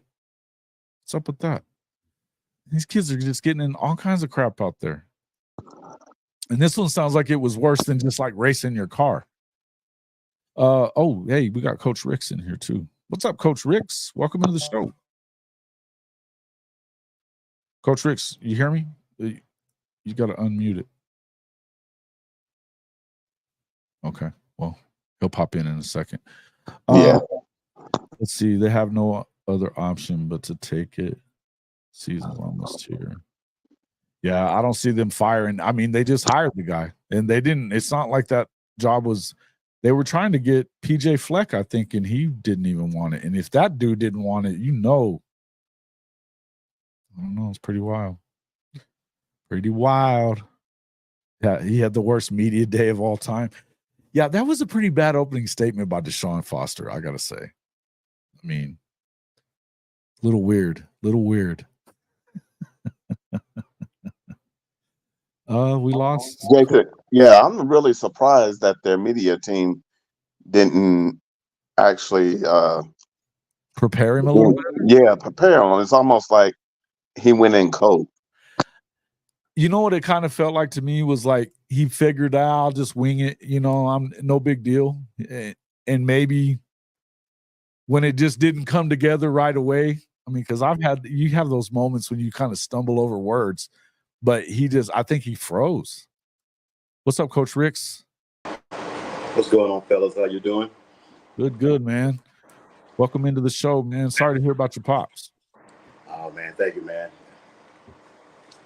What do you think about all this stuff we're talking about in here today? Man, I think we need to get off Lincoln. I mean, I think he's old news, but I love seeing him fail. I just think the way he left, man, just was a coward way of leaving. If you're going to leave, just leave. Mm-hmm. Just be a man about it. Being a coward. I mean, now he's still blaming everything on everybody but himself, which is why I feel like he never will be the coach that he's never going to be the coach that everybody thinks he is or thought he was when he left Oklahoma. Man, everybody thought he was the next big thing. I mean, Bob and everybody had that faith in him. But now, man, it just seems like that kettle, man, it was steaming hot. Now it's simmering. And I don't think he can get a coaching job nowhere. Yeah, I mean, well, it's that. Yeah, I mean, it's like Coach I was saying. I mean, there's got to be some jobs that would maybe take him because of that. He's always going to have a quarterback. But you're saying he left the same way anyone leaves. He left it. No, he didn't leave the same way anyone leaves. Look, there were guys recruiting for USC during the season. They had made up their mind by the Iowa State game. This is recruits' parents were talking about this. Recruits were talking about this. This happened. Roy Manning. And then they fired him, but they made him fire him last year, which was kind of surprising.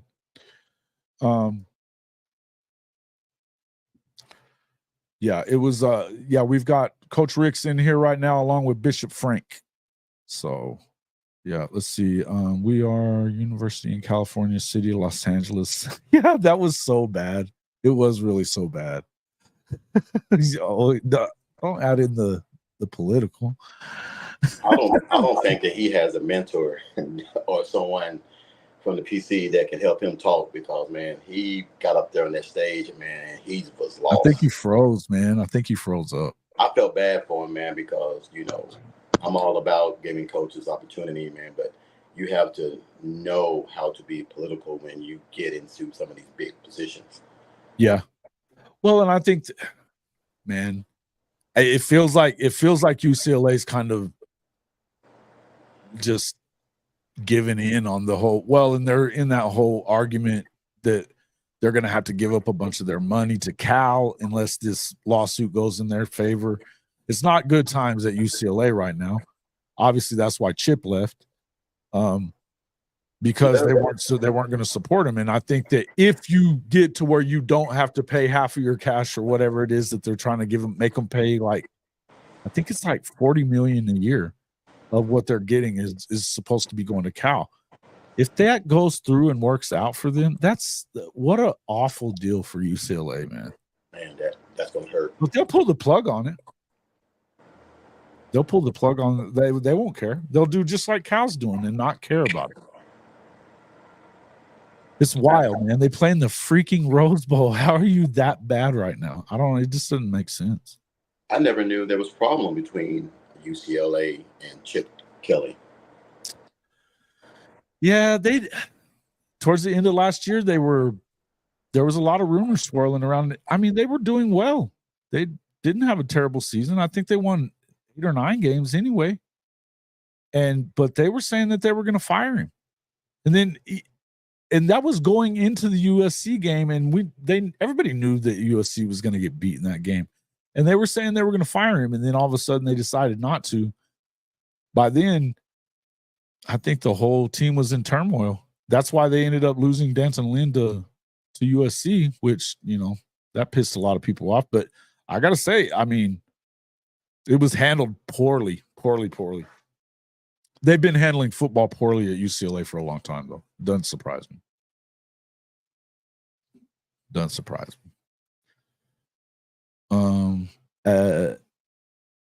At USC, said they'd been searching for a coach for 2 months, but Riley was their guy the whole time. Yeah, he was. You can't even lie about it at this point if you're USC, because bottom line is we heard from recruits what was going on with Roy Manning. He was recruiting for USC long before they left. Again, I would tell you that it's a blessing that he's gone, but the shine is wearing off of Lincoln Riley. There's no two ways around it. The shine is wearing off the guy. Oh yeah, he's not the same old Lincoln Riley that he was when he was at Oklahoma.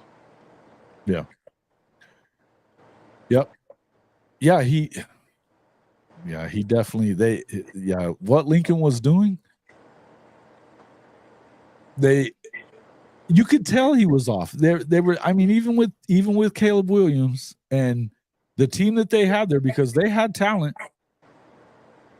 I mean, they came in even with Spencer coming in that season, you expected them to go and make another run at the playoffs and maybe have a shot.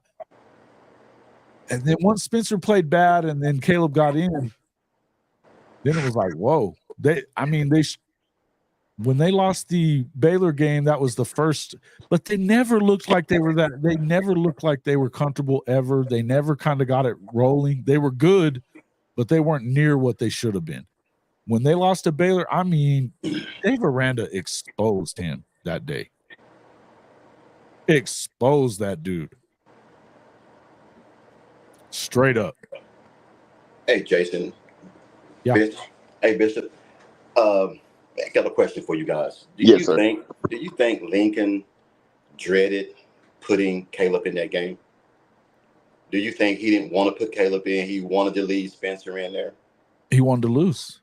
Think about it. The year before, I thought the same thing. I'm not going to sit here and lie to you. I thought the same. It will give him an easy excuse and an easy way out. Yep. Facts. Yeah. They threw the Bedlam game for damn sure. They ran the same play about 2 times in a row. I'm yelling at the TV of that game, like, why are you running this BS stuff? You didn't run. You probably ran 30% of your playbook in that game. Hey, He ran the same play 3 times in a row. No, 10 times in a row. And all 10 times, Caleb was running for his damn life in Bedlam. And think about it. Spencer, he jerked his ass out immediately the year before in the Red River. Remember? Because he got in there and I forget, he had a turnover for sure, but you could tell he was freaking out. And so they pulled him out of there and put Chandler in. And he settled down and came back in, and then he was fine. But he waited till it was freaking 28-7 before he put Caleb in. Yeah, he was trying to lose. An average coach, if you're down 10 and you know you have another experienced quarterback behind your starter, you give him a shot. You give him a shot. Hell yes. Because you never know. You never know. Hey, again, just look at the difference in the 2 years. You know what I mean? Why would you wait so long against your biggest rival? Why would you wait? When Spencer was, I mean, the dude was in a panic out there. Throwing interceptions, fumbling. Yeah. Throwing shit bits out on the field. It was not good. Well, here's the bad part. He did it the previous year. So what made you think he wasn't going to do it this year? And when he did it this year, you had a 5-star recruit behind him that I'm pretty sure you know what he could do in practice. Right. You put him out there. And the one play when he ran 65-yard touchdown already. Fans had been screaming for Caleb Williams for weeks already. They just barely won that Tulane game 40-38, remember? Yeah. And that was supposed to be in New Orleans. I know. And it ended up being in Norman because of the hurricane. And they literally won 2 games that year. And they almost won a third one in Norman, of all places. Hey, I had tickets to that ball game, man, and it got canceled, so I couldn't go. I guarantee you, if that game was in Tulane, I think Oklahoma would have lost that game. Oh, there's no doubt they would have lost that game. And everybody would have went crazy. Caleb in this Superman stuff at Kansas, they would have lost there too. When he pulled the ball back out of Eric Gray's chest. Jason, I was at that game. Trust me. Mm-hmm. Everybody in the stands going crazy because we're witnessing something that you got all this talent and you're letting Kansas. And I mean, Kansas just manhandled. If they don't get that first down there, if he doesn't pull that ball back out of his stomach, and how he did it, I still struggle with that one. But if he doesn't do that and go get that first down right there, they lose because they run the clock out. Oh, yeah. But I think Lincoln saw the writing on the wall, and I think he had to get out then because if he'd have came back the following year, he wouldn't have had no job nowhere else. Yeah, that 6 and 7 would have been on Lincoln Riley versus being that season was coming whether it was BV there or Lincoln there. Man, look, no 2 ways around it. I love BV, man, and like I said, I think Oklahoma is in a damn better position than they were then. Oh God. I would, and I guarantee you can ask any OU fan, and they'll be honest with you. If you had Lincoln Riley going into the SEC this year, death. Would there be? Well, for one thing, those guys that came back wouldn't have came back. Facts. They would have left. Lincoln would have got exposed big time in the SEC because he's already scared of the possibility of his offense don't work in the SEC. Yeah, Benji says, wait, 6 and 7 with Caleb. Come on. I didn't say necessarily with Caleb Williams, but hey, they went 7 and 5 with him at USC last year. I'll say it for you, Jason. They can get mad at me. They went 6 and 7. Yeah, listen. If Caleb Williams hangs around and stays with BV and them, they might have won the Natty last year because it would have been wide open. Oh, it would have been wide open. Those 5 games they lose by 1 possession. He's proven that he can make 1 possession by himself. That's true. That's true. Yeah, maybe they don't go 6 and 7 then that year. Look, there was times though that I felt like a lot of it was just they didn't know what they were doing on defense, and a lot of that had to do. You trying to reteach the difference in what Grinch does and what they do now, and not to mention the strength and conditioning and all that stuff. That's a lot of it as well. But the sophistication of the defense is a lot. And for, Stutzman and those guys, the guys that are still there, it took all of them time to understand it. And it was tough. It was tough, But on top of that, they had zero depth. I think Sooner in Texas made a damn good point. If you were having a private conversation with Caleb Williams, he would admit he made a mistake following Tebow to USC. He would have been better off staying. He definitely would have been better off staying in Oklahoma. And I'll tell you another thing, Sooner in Texas. This is a great statement. I think that maybe he would. I don't know, though. He went and won a Heisman Trophy, and he went number 1 overall. So I wouldn't say that it was terrible for Caleb, And look, he went to OU and to USC to work with Lincoln Riley. But I'll tell you this. Think about what you've heard from Baker Mayfield in the last couple of years. He loves Lincoln. But he even says he's made it hard on himself. He's made it hard on himself. I just think if he would have stayed at Oklahoma, there was no doubt that they would have at least went to the playoffs. Oh, for sure. And I will say this. I think Caleb Williams would have gotten better in ways like last year was not a good year for him. It wasn't good. It felt like he regressed a little bit. You can tell he doesn't read defenses very well. And that hero ball stuff, that's a bad habit to get into. And he's entrenched in it at this point that he thinks he can go win the game by himself. Look, I think he's great. I think he's one of the best quarterbacks I've ever seen in college. But I'm going to tell you this. You can't get away with that shit that he was doing playing that hero ball in the NFL. All those guys are NFL guys. Can you imagine a 275-pound linebacker that runs a 4.45? 4.45. Yeah, that's what I'm saying. You won't outrun him. There and see how long that lasts. And fellas, go ahead. No, go ahead. No, I was just gonna say, and fellas, just think about it. His whole premise is that because he was the Heisman Trophy winner, he took it all on his shoulders as if he could manufacture wins, and that's not how you win at this college game. So his whole thing about pressing, and then you got a defense that he had to cover for. Yeah, it was no winning over there.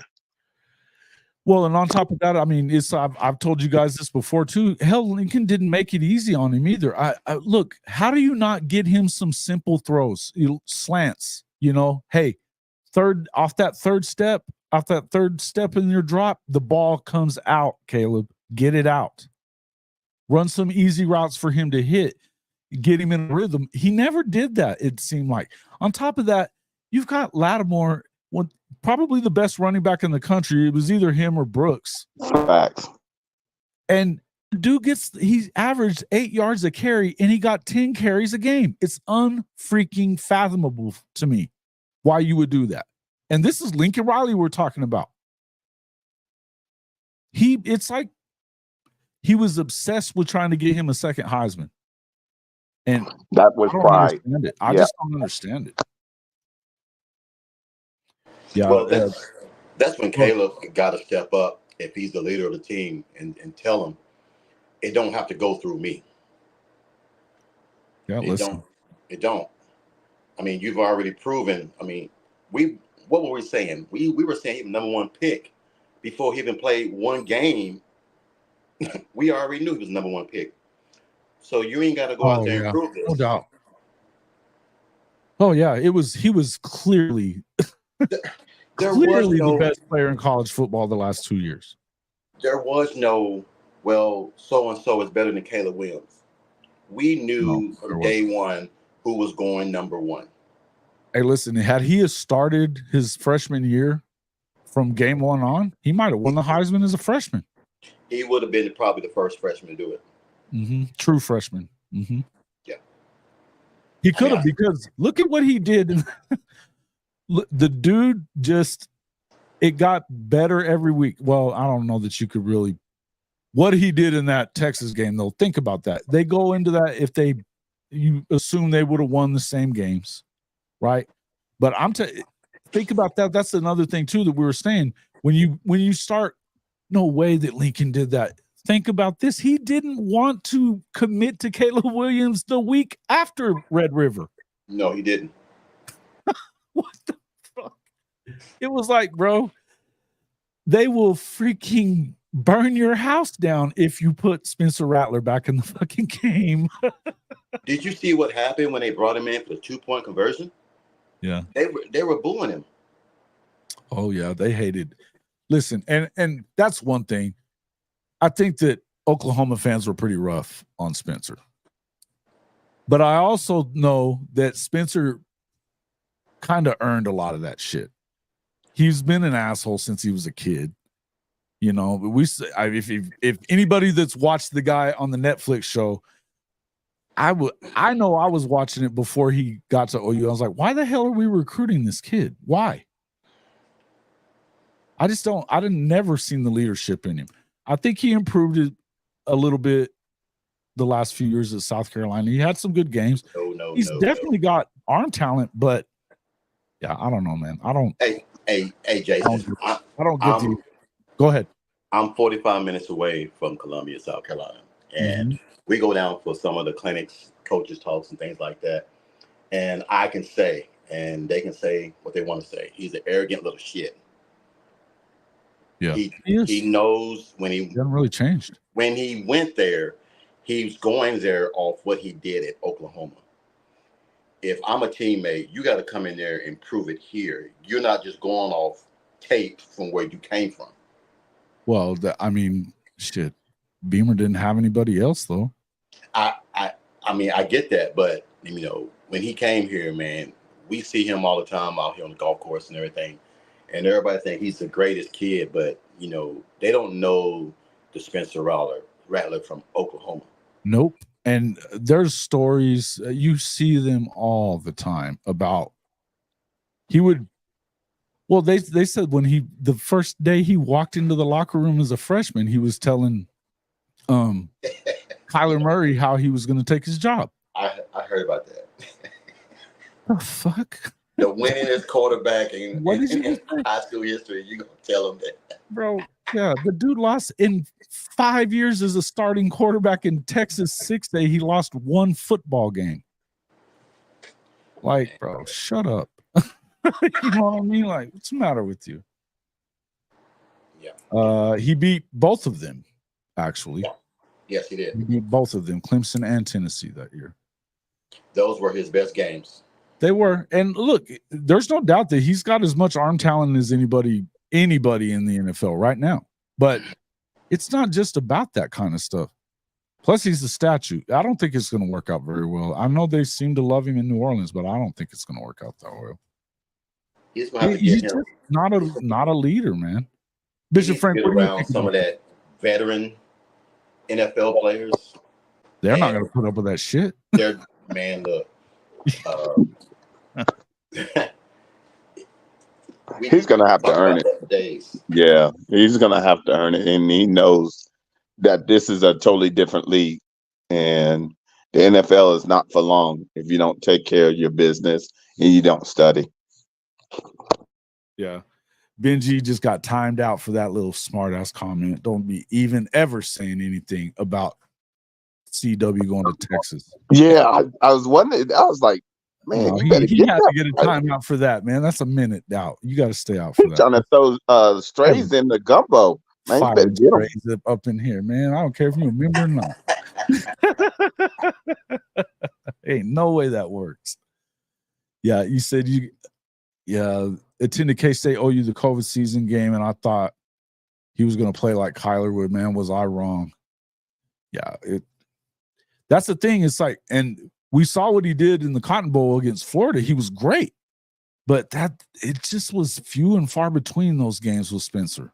You know, I'll tell you this: one thing that you could always This is why you knew something was wrong with Lincoln, though, that last year, is that, man, we saw it with Jalen Hurts.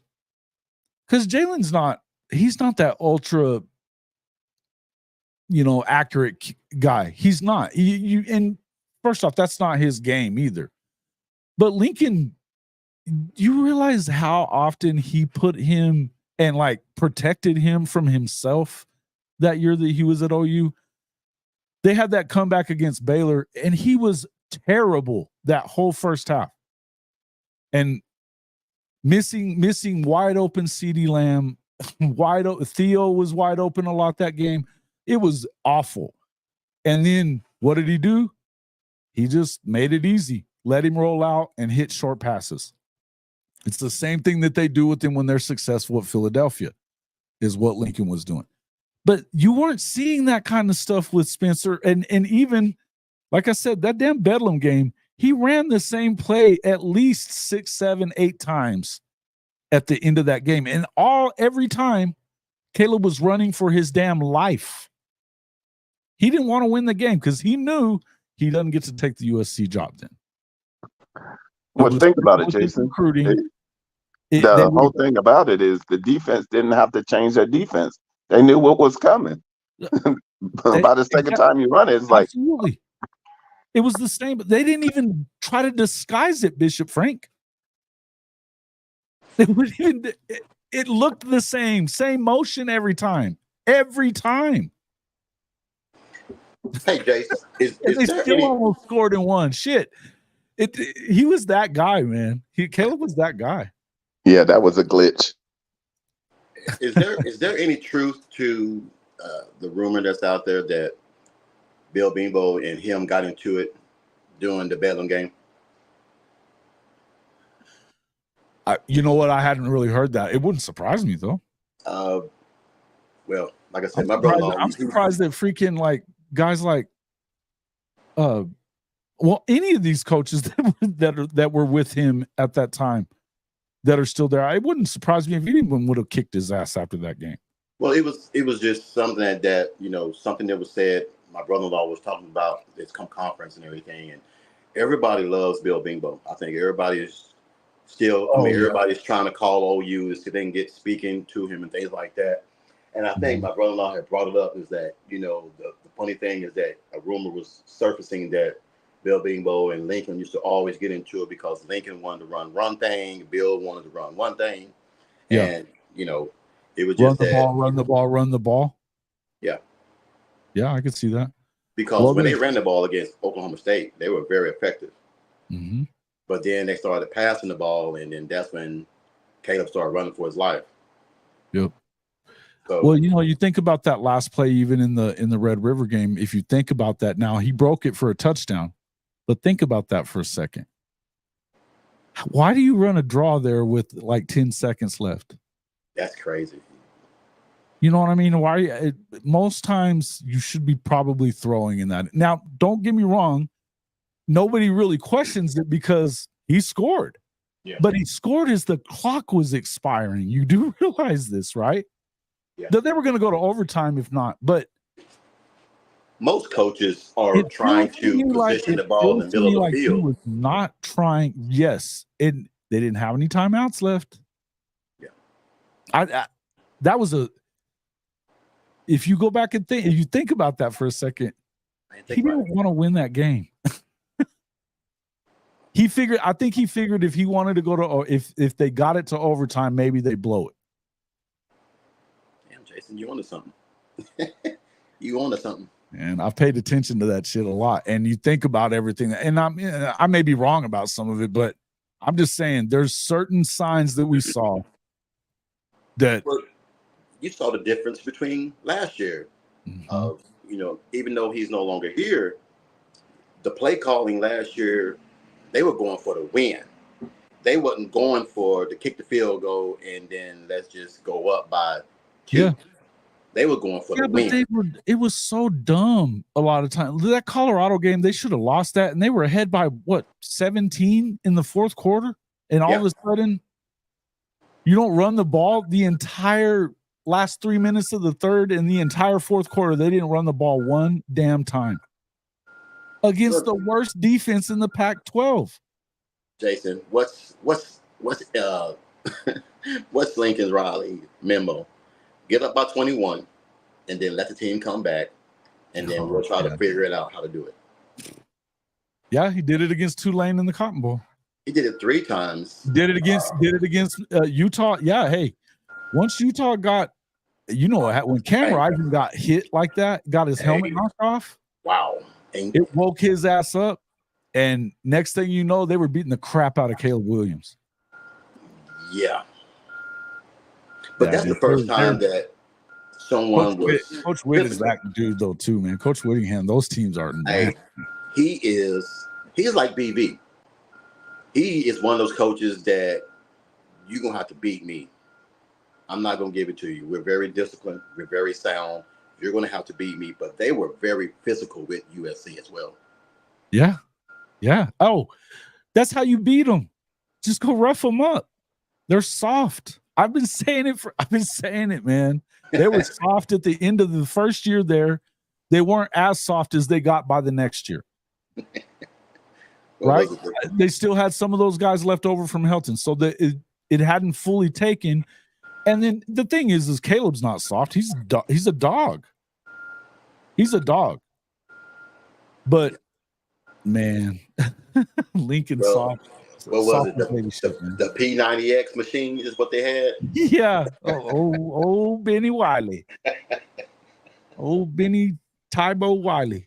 I never understood that, man. I never understood that. We're not trying to tone the players. We're trying to build mass. Yeah. I never understood that. They're ripped up, though, man. These kids, have you seen some of the photos of these guys on Twitter and stuff? Facts. They built by fire. Crap. Yeah, look, Reggie Powers and dude, Billy, they're chiseled up. They just look nasty. It's night and day different than what it was like when Lincoln was here. Yes, there's bad blood. We hate the dude. Believe that. It's not because we wish he was still coaching at Oklahoma. Believe that. The bad blood is more internal. Yeah. We've all had job offers and we've all left jobs and didn't want to leave, but there's a way you do it. I'm an old-fashioned guy. I'm a man about my craft. If I'm going to leave, I can look in your face and tell you I'm leaving because it's better for me and my family. Benji, are you serious? You just out here saying any old thing today. On the real, we wouldn't have wanted Caleb. We'll continue taking lumps than welcome a player from the enemy of the team. Shut up, dude. Is Benji a Texas fan? Yes, you're lying through your teeth, bro. Now you're just lying. wasn't they the main one talking about we want Caleb before the ball game, and then you got Caleb? Huh? Wasn't they the one talking about we want Caleb before the ball game, and then Caleb got in the ball game, and they got Caleb? Yeah.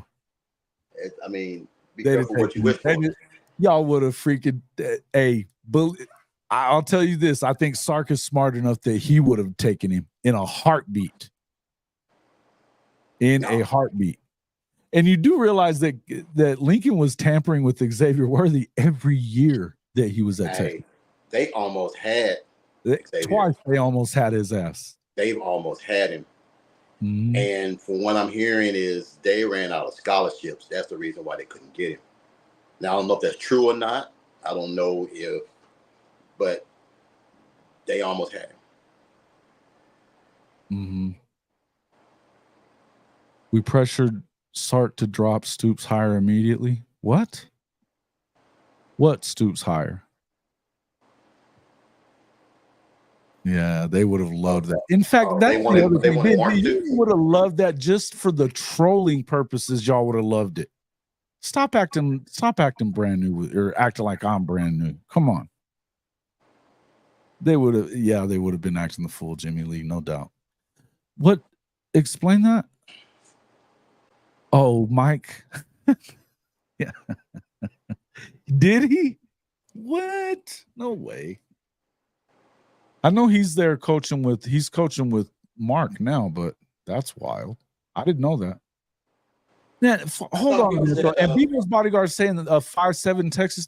You realize that 5-7 Texas team had the lead in 6 straight games that year and lost it at the halftime lead. 6 straight games. Don't start with me on this, bro. They had the lead at halftime on every one of those games. Every one of them until the K-State game at the end of the year that they somehow found a way to win. They just kind of had K-State's number for whatever reason. They couldn't beat Kansas, but they beat K-State. Y'all were losing to West Virginia and shit. Eek, it was bad. I didn't realize that was the fact. I didn't. Okay. I do remember that part. So I thought that he was at. I guess I didn't hear all that. I thought he was at a Florida school as a defensive coordinator. Who? Mike? He'll never get another coordinator job. I'm telling you, he's coaching linebackers with Kentucky. Even his brother didn't make him the coordinator. It was before last year. He was like at Florida Internet. I mean, it was a Florida team that he was on their staff. Yeah, Neilio, so did Sark. Well, he was in Washington. Neilio telling stories over here. Now, I don't doubt any of that because coaches are wild, but the slower Stoops. Yeah, he was the wild Stoops, man. He'd lose his damn mind. I've seen Bob get really pissed off at times. Never like you would see Mike Stoops losing his shit, whether it was in the freaking press box or down on the field. He was wild. The slower Stoops. That's funny, man. Sure was. All right, fellas, here's a question for you. Sure. Let's say USC goes 7-5. You think they fire Lincoln? Yep. Yes, Yeah, I think 7-5 gets him gone. He's out. How much is that? How much is that buyout? I think all of it, but yeah, all of it. I think it's all. So we got another. So we got a Jimbo 2.0. Yeah. I mean, they have that kind of money, though. It's like I said, out of the schools that have the most billionaires out of the top 10, I think they're number 9 in the country. The only ones that are in front of them are all Ivy League schools. They've got more money than Notre Dame, and Notre Dame has a shit ton of money. I never believed that we don't have money scenario from any college team that's a Power 5. I just don't, because the alumni and where you live, and plus being in California, trust me, you have money. They bought him that house on the beach and like paid off 2 other houses, the houses that he had in Oklahoma and another one. They bought houses for him. I mean, multiple houses, plus gave him $110 million. You mean to tell me that they're not paying NIL money if that's not the problem? Yeah. Now, there may be an issue with what they're doing with it or how whoever's running that collective or whatever. But that doesn't even seem right to me. Listen, I'm not somebody to like. I believe what USCJ tells me because I know that he grew up 5 minutes from USC. He knows what his grandmother worked at USC. So I know he knows what he's talking about, and he knows guys that are there that know some stuff. But I don't think that they're telling everybody the story no matter what. I think that some of the stuff is just what do they call it? Disinformation, and it's something ain't right there because you don't pay a guy that kind of money and then not support him. I'll tell you what I think's going on. I think Jen Cohen knows that he's not the guy. She didn't hire him. She doesn't give a shit. And she's a USC alum, by the way. She's a hell of an athletic director. I think she's Matt Ince is the next head coach there. He's already there. Oh yeah. She already got him there in the house to You know, whatever happens. If they don't win probably 9 or 10 games, he's gone. Man, I just don't think that's my belief. I don't know that. I mean, this is not. I'm not hearing anything or anything like that. I'm just telling you. At USC, they've been waiting long enough, and they're not going to keep waiting. When they can see what you are, and they know. Listen, they were in on it. They did the same damn thing with Lane Kiffin when he was at Tennessee.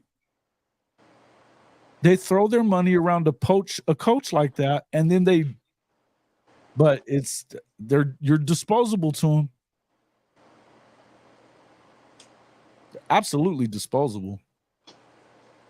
If Clay helped Bumbo, let me ask you this.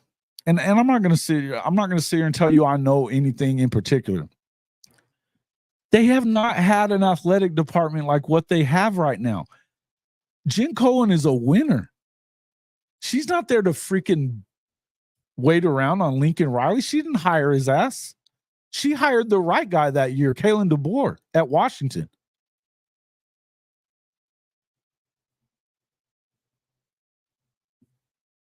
I mean, I'm telling you, the leash is short now. And now he's at Big Ten Media Days throwing SC under the bus. That's not going to last very long. You better win. That was career suicide when he did at the media. I couldn't believe he said that. I couldn't believe. I mean, I know he likes to freaking make excuses. I could not believe he said that. Yeah. I was like, wow. Well, he already knows that if he doesn't do good and they fire him, he gets all that money and then he can just go to the NFL. What's up? Ryman Lemon. Yeah. No, I think that's the whole. That's the dumbest thing I've heard so far. You realize I watch those shows and watch you guys lose your shit after all those losses last year. You do know that, right? And I've watched all you guys losing your shit on Prangley's show and, you know, the Voice of College Football and stuff, losing it over these recruits decommitting. Don't tell me nobody cares about college football like Oklahoma, to be honest, because that's not true. That's not true. And that's not even true about USC. We know that you don't care about them when they're not winning because you don't show up at the Coliseum. We've seen that. We see pictures. You know what I mean? But I watched freaking Keyshawn lose his shit about Clay Helton. Publicly, I've had enough. He's got to go. And what happened the next week? They fired his ass. Don't tell me y'all don't care about it. You're crazy, man. Come on now. Yeah, travel over to Columbus, Ohio. They're definitely a bandwagon school. I'll give you that part. They'll say stupid shit like, you know, there's a lot of stuff to do in California. No, that wasn't the case whenever Pete was there. That place was full. Hell, the Rams didn't fill it up that much with that year those couple of years that they played there. Yeah, Key's invested. Yeah.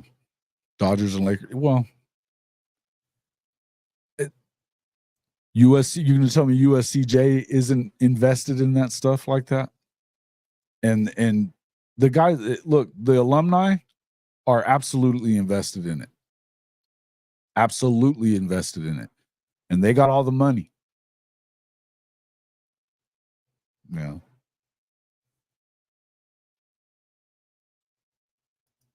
Yeah, no doubt. No doubt. Yeah, it's if CCP was the halftime performance, they'd show.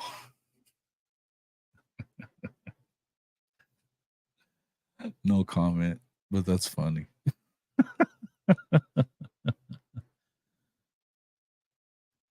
During what time? Yes, they were. They were just, when they went back and when they first got back, I went and watched the Niners and the Rams when I was still in Vegas at the Coliseum.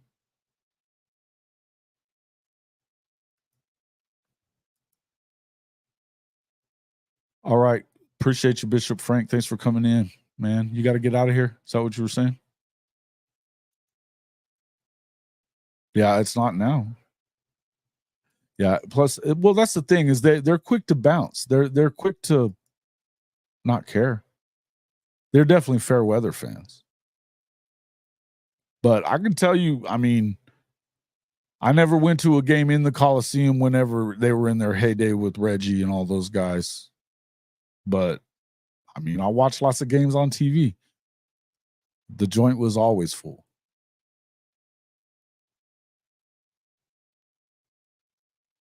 Mm-hmm. Yeah, no, it's weird. Yeah, you've been on this show for a while, right, Bumbo? You'll pop in here a lot, and most of the time you get really pissed off at me when I'm talking shit about Lincoln. Now you know it's true, but now you're telling me that that nobody cares about it. That's funny. Thanks for coming in, Bishop Frank.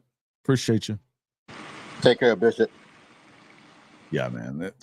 There's people that will go and watch it, and there's some people that will always go. But I mean, look, not every I will say this: not every fan base is like Oklahoma or Nebraska. And Nebraska, look, for everything that Nebraska's gone through, I don't know that OU would still be filling the seats up for that shit.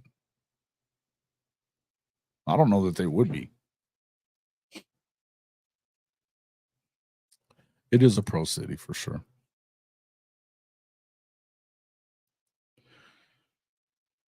LA's a different city, man. There's no doubt about it. And they're kind of fickle when it comes to that stuff. And definitely professional cities are different, man. You know what I mean? I would ask you, Neilio, what do you think about like that Kansas game that's going to be at Arrowhead? Aren't they playing Colorado at Arrowhead? Do you think they'll fill Arrowhead up?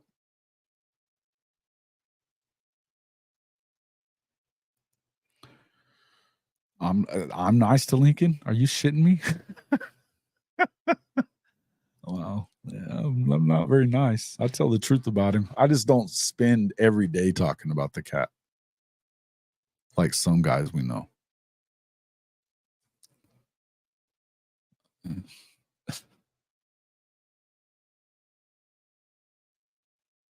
But Neilio, do you think those guys end up will they fill up Arrowhead for that? Yeah. No. They might have 50,000 or a little more. That's actually, and I mean, for Kansas, that's pretty good. If K-State was to play there, would they fill it? K-State's always good about traveling too, man. That's a good fan base in Manhattan, to be honest with you. I'll tell you what, though, there's nothing like going to the Fog when it comes to college basketball. Whew.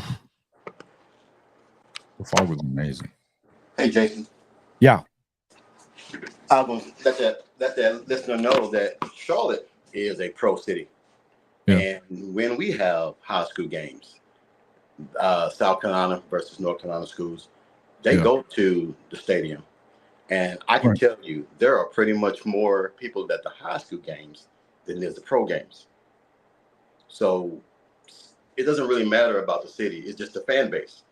If you love football, you will go to support it. If it's high school, college, NFL, that's just the way it is. So I remember back when the Coliseum was always packed. You had your rappers there. You had your superstars there. You had your movie stars. Everybody was always there. Snoop Dogg and shit down there catching passes and stuff from them. Yes. I remember all that stuff. Yeah. So I think it's just falling off. I think they thought that Lincoln would bring that back. And now that they see that he's not that, now they're going to move on to someone else. This is all there is to it. Right. But the fan base is the fan base. I mean, you have a stadium that holds 86,000. And when you got 40,000 coming for a high school game, that's a lot of people for a high school game. No doubt. Well, you think about Texas. I mean, you think about Texas high school football. Texas high school football is on another level of most anywhere else. I mean, they build $100 million stadiums for high schools. You know, they just do. There are high school teams that have better stadiums than college teams. Most colleges, yeah. Melissa, you've seen that one that Nigel Smith went to high school in Melissa, right? Have you seen that stadium? They had that drone flyover that they recently did, and he was showing it off before he came to Oklahoma. It's insane. That's a 5A school, I think, 4A or 5A. Huge, amazing stadium. Amazing stadium.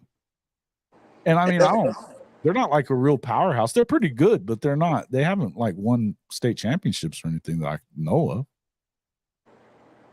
Well, that's why everyone wants to get the players from Texas. I mean, you have it all. Yeah. What's the highest? Is it what, 7A, 6A? 6A, but they have two divisions of it. So the big classes all have two divisions. So it splits. It doesn't split until you get to playoff time because it'll go by whoever the playoff bracket that has the most enrollment that year will be Division I, and then you'll have Division II, 6A, and all the way down. I think I don't know that it goes all the way down, but I know for sure in the big classes it does. Okay. So they have two state champions in 6A. They have two in 5A. One year you might be Division II, but it's all based on just on enrollment for the year, you know. Yeah. So it's wild, man. It's even that with 6A. Who's to say it could end up they could go to another class at any time because it's just there's that many people. Texas is huge, and it's just got a lot of schools, and they're growing in schools all the time too. Like where Michael Hawkins played, Frisco Emerson, that school's like 5 years old. They went to the semifinals in year 4. You know, that it was their first senior class is when he took them to the semifinals, and they played South Oak Cliff. They played them tight, but it's a brand new program. But Frisco is blowing up that whole area. Well, that's what we had to get used to when we moved here. We moved from a 2A little small school in Oklahoma, and then to move here to Charlotte to a 5A was night and day. You got a school that's 2,000 kids in Oklahoma, but then you move here and one school is like 13, 14,000 kids. Mm-hmm. So it's a step up. So, Texas has always been that beast when it comes to football. Plus everything, man, in Texas, man, you basketball, football, baseball, everything. That's where you want to go get your best players. No doubt, man. Well, and it's funny. You'll hear stories from guys that, I think it was, I don't know. Maybe it wasn't the stash. Somebody was telling me there was a guy that played college football, maybe like Division II or something. He was like, man, played with the guys that played in Texas, and they were like, or maybe I saw this on YouTube somewhere, but he was like, I played in certain places or whatever, but he ended up playing at like a smaller school or whatever. And he was like, man, I played in front of bigger crowds when I was in high school than I played in college, Wild, dude, just wild. And yeah, you're right. Like Benji was talking about here. Yeah, it's no joke over there either, right? Katy and the Woodlands and all that stuff. Shoot, they've got some really good football teams down there. Yeah. Unbelievable. Yeah, the Melissa deal with Melissa. Yeah, it's wild. You're gonna be in Frisco? What are you doing out there? You playing golf? What? PGA. What are you doing? You going out there to play golf there, Jimmy Lee? DFW is a different story though. Yeah, it's huge. Look at the Denton schools. It's just Ty talks about it all the time. The place is insane. It's insane up there. And that's where Coach was at coaching at, he coached at Skyline. And that was in the same they were in the same districts as like Dallas Carter. Coach's teams were the first team from Skyline to beat Dallas Carter in 35 years. Nobody was beating them. They were unreal. But now I mean, I don't know what they're about at this point. They still get players and stuff, but these other schools, I mean, in like Joey McGuire, he won 3 state championships. Where was he at? It was shit, it's right on the tip of my tongue too. But I haven't heard really much out of them lately since he left. Allen's kind of fallen off a little bit. Hawkins was playing at Allen, and then something happened over that. Well, and you know who's coaching at Allen now, right? Is Tad Morris is over there coaching now. Or he was. Yeah.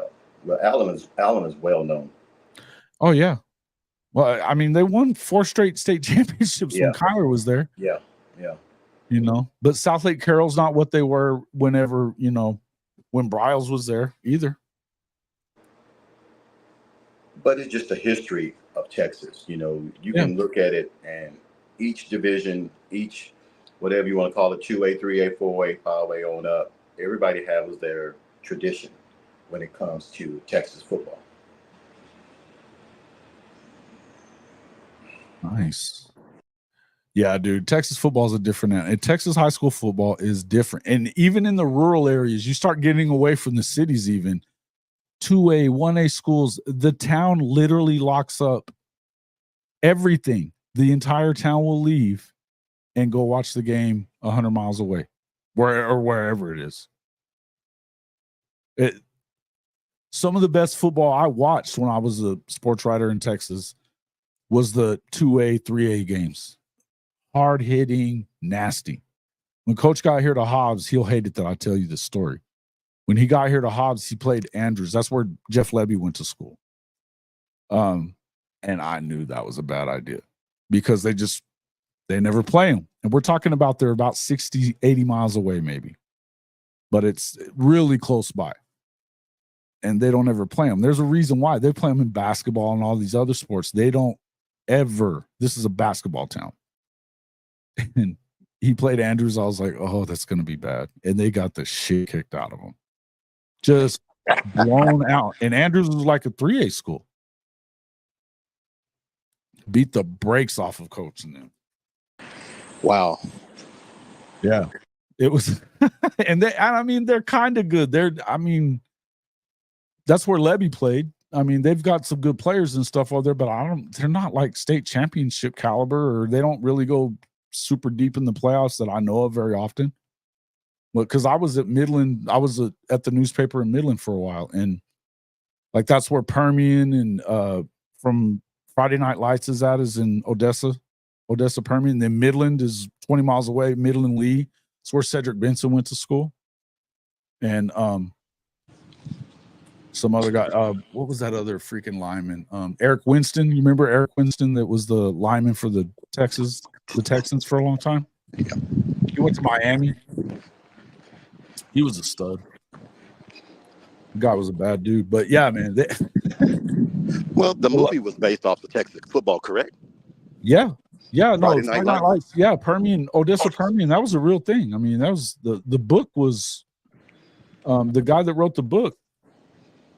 Why am I blanking on his name all of a sudden? And matter of fact, I went out there the year after they made the movie is whenever I got the job at that newspaper out there. And so they had been filming that movie it had just come out whenever I got there. The movie had just come out. So, yeah, but I read the book when I was a kid. And my high school in New Mexico is very similar. I mean, it's for what it is in New Mexico. That's where Landry Jones went to school. We won 32 state championships, but it's few and far between like that. Texas, it's like that everywhere. It's like that everywhere. It's just a different deal. Now, West Texas is kind of not doing it the same anymore. You know, we got that kid from Odessa High School, which is the same town as Permian. And they've kind of taken over as the best team in that city. But they're not that good. You know. That's where that big receiver came from. Why Why do I always forget that kid's name? I have no idea why I always forget his name.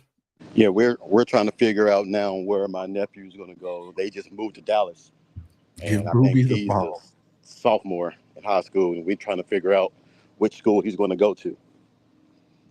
Where at? Where at? In Dallas? Yes. Okay. Where part do they live in? I have to get with my niece and find out, but they just moved from here. They just moved from California, and then they came here for a while. Military kid. So we're trying to figure out if he's going to stay here on the East Coast or he's going to go down where his dad is in Fort Hood. So we don't know. Yeah. So. Yeah. So you live in the Woodlands, or where are you at? What area are you in there, Benji? I'm gonna go up. Dallas just built on entrepreneurship and all. Yeah, hey dude, that stuff is those PGA courses. I've been hearing those are cool up there. You can rob a bank in Davis. So from the high school play. No, that's absolutely right, Jay. I'm telling you, little towns like Monahans, all these little oil field towns that are around Odessa and Midland. I mean, they're little specks on the road. I mean, it's literally not very big. Andrews itself, I think it's a 3A, 4A school, maybe. They have maybe 15,000, 20,000 people in the town, but it's a small little city. And believe me, when they go over to Lubbock or go play Friendship or something like that outside of Lubbock, nobody's in Andrews anymore. It shuts down. Stanton, little places like that. I mean, we're talking places that might have 2,000 people, something like that. It's wild, but that's exactly how it is. And if you've seen, you got Friday Night Lights, but you see more of that on what was Varsity Blues, where they show the buses going all those places, and they literally shut the whole town down. They just do. Odessa and Midland have over 100,000 people in both of them. It doesn't happen like that as much, but there's a lot of people in the game at those games. That stadium, the Permian, the one that Ratliff Stadium, there for Odessa Permian, it's huge. And then Midland built, I don't know what it's called now, but it was called Grande Communications Stadium after that. They built it right in the same area. You know how all the big cities are doing the baseball park and the football stadium when they do these builds and stuff, they do it all in one place. They did that with the AA baseball team and the high school stadium, the high school football stadium in Midland. It's insane. They got oil money. Yeah. Just ask my niece. It's Cedar Crest. Is where Cedar Crest. That's where Joey McGuire coached. That's where they're moving to. Okay. That's a good program. Well, it's a good program. He's a good kid, but you know what, man? Like I said, they're 3A down here, so I don't know what that division is down there. But like I said, he's a good kid, but it's a big school. Yeah, that's what he's scared of. So we don't know. I don't know. Joey McGuire may have been at Cedar Hill. I got him now. I would have to look. But Cedar Crest. So let me look. Cedar Crest, Texas.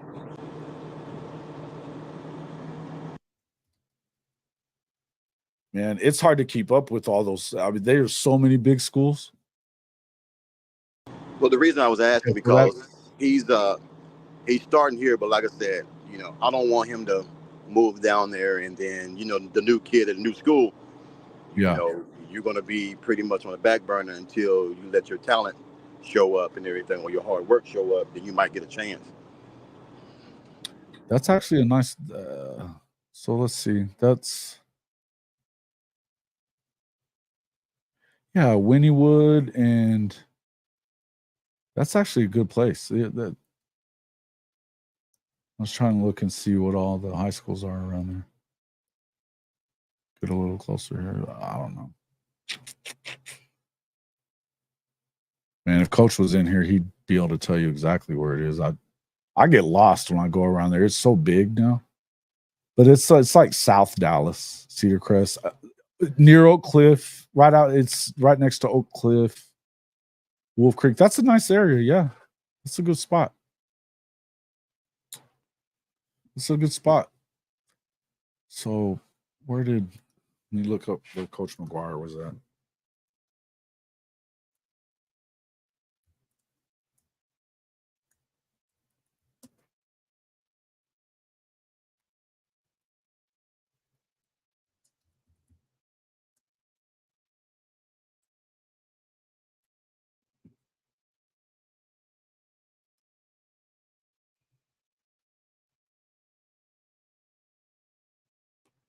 Yeah, 3 of them. Let's see. Cedar Hill is where you went. Cedar Hill. Yeah. I think they were looking at In Skyline. Crowley. It's near Crowley, right? No, he went to Crowley High School. Let me see. Cedar Hill. Yeah, dude. That's that area right around where South Lake Carroll and stuff is at, actually. Okay. South Lake Carroll was awesome back in the day. They were real good. But we'll be down there sometime next week. We're going to figure out where we're going to let him go to school at, and then we'll go from there. Yeah, I think. Look, so you said he's a good sized kid. 6'2", 215. And what grade is he in? He's a sophomore. Okay. 6'2", 215. Yeah, plays linebacker and receiver. And he's a sophomore. Okay. Yeah. Hey, I'll get you in touch with Coach. I'll ask Coach what he thinks too, and maybe we'll get you guys in touch with some of those guys down there. And I appreciate that. Yeah, because that's why with the Woodlands, really, or I would say to kind of Frisco. I don't think that's really that. Folks, you guys remind me if I'm wrong, because like I said, I get lost down there. I just follow the map. Well, they come to me because I tend to know a lot of people in places, but I'm very, when it comes to Dallas and Texas and everything, I don't make it that way that often, and I don't want to give them bad news. And I would rather him just stay here and finish out because he's already getting looked at here. But if you go and do the same thing you're doing in Texas, it's a bigger audience. Yeah, I mean, yeah. Listen, you definitely, if he really wants to play, and it just sounds like he's probably pretty good. So if hey man, it can't hurt. It can't hurt for him to go there. But they're living in Cedar Crest. I mean, let me look around for like what's out there. But I'll get Coach to, because south. It's not that far from where South Oak Cliff is. In fact, that's in that city. Someone had mentioned Skyline, and I didn't know anything about that. That's where Coach coached at, is at Skyline. I don't think they're the same anymore, man. All right. But South Oak Cliff, they've won back-to-back state championships for sure, and that's in Cedar Crest. Okay. Coach, one of the guys that coached with Coach at Skyline, though, is the athletic director at Duncanville. Okay. I'm not sure where is Duncanville at, folks. Y'all gonna have to tell me because I'm not sure. So you're the head golf coach at Paladuro there, Duke? No kidding. And in Amarillo, huh? That's awesome, bro. Small world, isn't it? Paladuro,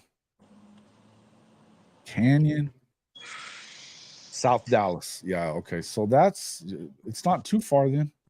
Okay. Well, I'll have them look at this podcast and we can go back over to some of the names and then we can check, because I'll be going out with his mom and then we'll figure some things out for him. Yeah. Duke Silverstooner said he used to be the AD at Bowie and DeSoto. Okay, so Duncanville, DeSoto, Oak Cliff are all in the same area and they're all powerhouses. So he's in the right area. I heard about Oak Cliff. Yeah, they're the ones that beat Michael Hawkins and them in the semifinal, and then they won it again. They're back-to-back champs. And Duncanville's won, I think, 3 in a row now. Yeah. No, 2 in a row. They're back-to-back 2. They're gonna win the third though. Well, I'm not sure about Oak Cliff, but South Oak Cliff won the 5A, I think Division 1 5A last year, because that's what Frisco was playing in, Emerson.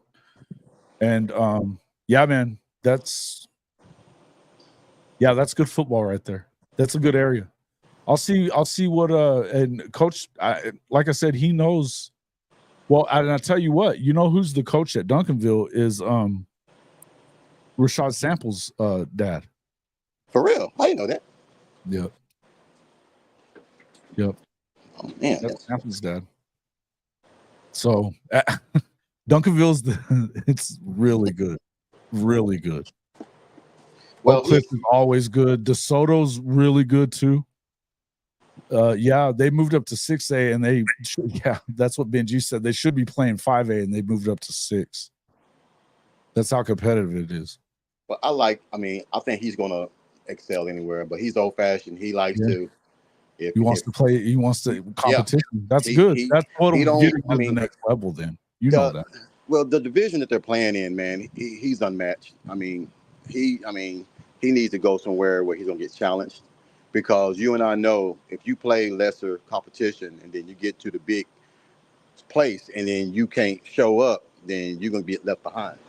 Yeah, no doubt. And you know, so I mean, everything's good on him, but I just want him to go somewhere, man, to where they'll make a young man out of him first and everything. That's the main doubt. thing. Well, and I mean, you know how it is. It's competitive. There's going to be competition, but I'll have Coach get a hold of his buddy at over there, and at least even if he says, you know, maybe he probably shouldn't come here for whatever reason, he when he hears how big he is as a sophomore, he might like him automatically. Yeah. Well, and Coach Samples is a hell of a coach. Cool guy too. Awesome dude. I think what he's looking for, which we all are, is a coach, man, that is going to push him. Okay. He don't want me telling this, but his coach he got right now, man, is not really pushing him. He just see talent, and he just get the ball in his hands and let him do whatever, and it's not making him any better. Well, that's the one thing about these guys is that they're all about winning. So, I mean, if he's able to play, if they think he's able to come in and compete, I would think that, I mean, because that's how I know that's how coaching them are. It's so competitive that, man, if you can get the kid, you want him. So, yeah, definitely. Let me get a hold of Coach. In fact, I need to get out of here anyway. I need to run over to Midland right now. So, but yeah, I think that I think we can definitely, if I don't know what their situation. Obviously, they've got a really good team, because that's where the Alabama kid, the kid that's going to go to Alabama, the quarterback, he went to Duncanville, or he's at Duncanville, and then you had what? That's where that number 1 receiver's at also. That's going to Oregon now, not Texas. I bet. Yeah. Yeah, man. They're all that. All right, man. Well, I'm getting up out of here too, man. I'm gonna get back. I got a conference I gotta take care of here in a few more minutes, man. But I appreciate, man, Jason, man. Appreciate you, man. Thanks for coming in. Get a hold of me. You got my number, so get a hold of me if you need anything, and I'll get a hold of Coach as soon as Decorian Moore. Yeah, Decorian Moore is going. He's there as well. I don't know as far as that it may be a little tough with school. I don't know. I'll have to talk to Coach, but as far as like playing, you can't go wrong with Oak Cliff either. I'll talk to Coach. He'll be able to point you in the right direction for sure. All right, man. I appreciate that, bud. Okay, man. Appreciate you. Man. Take care, bud. Right. See ya. All right, guys. Yep, I think man, that's good stuff. Different world in sport in some spots. Yeah, it's dude, and you just kind of don't know. In Dallas, you can kind of pop into a spot, and the next thing you know, you're in a freaking, $10 million house neighborhood, and then you might not be, a block later. So it's definitely different. Man, I appreciate everybody coming in. Good stuff. Yeah, Duncanville, south of the Metro Dallas. Yep, absolutely. Guys, we appreciate everybody coming in, though, man. This is a good talk. we just kind of talked about all kinds of stuff. I'm going to finish this edit real quick so I can post that other video, but I actually need to, if I don't finish it, it'll definitely be out in the morning, because I got an appointment and that's an hour from here. So I need to probably get out of here, but thanks everybody for coming in. I appreciate you guys as always. Make sure you hit that like button, and guys, we're getting pretty close to, let's see where we are now on our subs. Looks like we are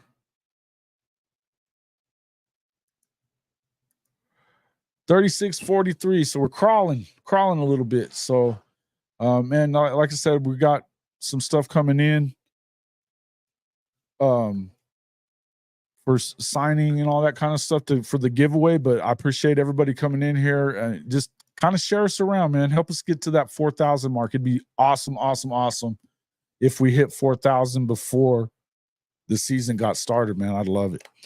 But thanks a lot, everybody, for coming in. Neilio, Jimmy Lee, Urban Engine, Ben G, Duke. Thanks for coming in, Coach. Appreciate you. Let's see. Man, everybody's been in here all day today. Of course, Shoddy and them, Bishop Frank. Appreciate Coach being back in here again as well.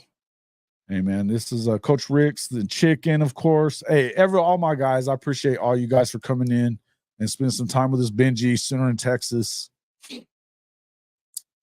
Jay Chapman. Man, you guys are awesome. You guys are awesome. Always in here supporting, man. We appreciate that a lot.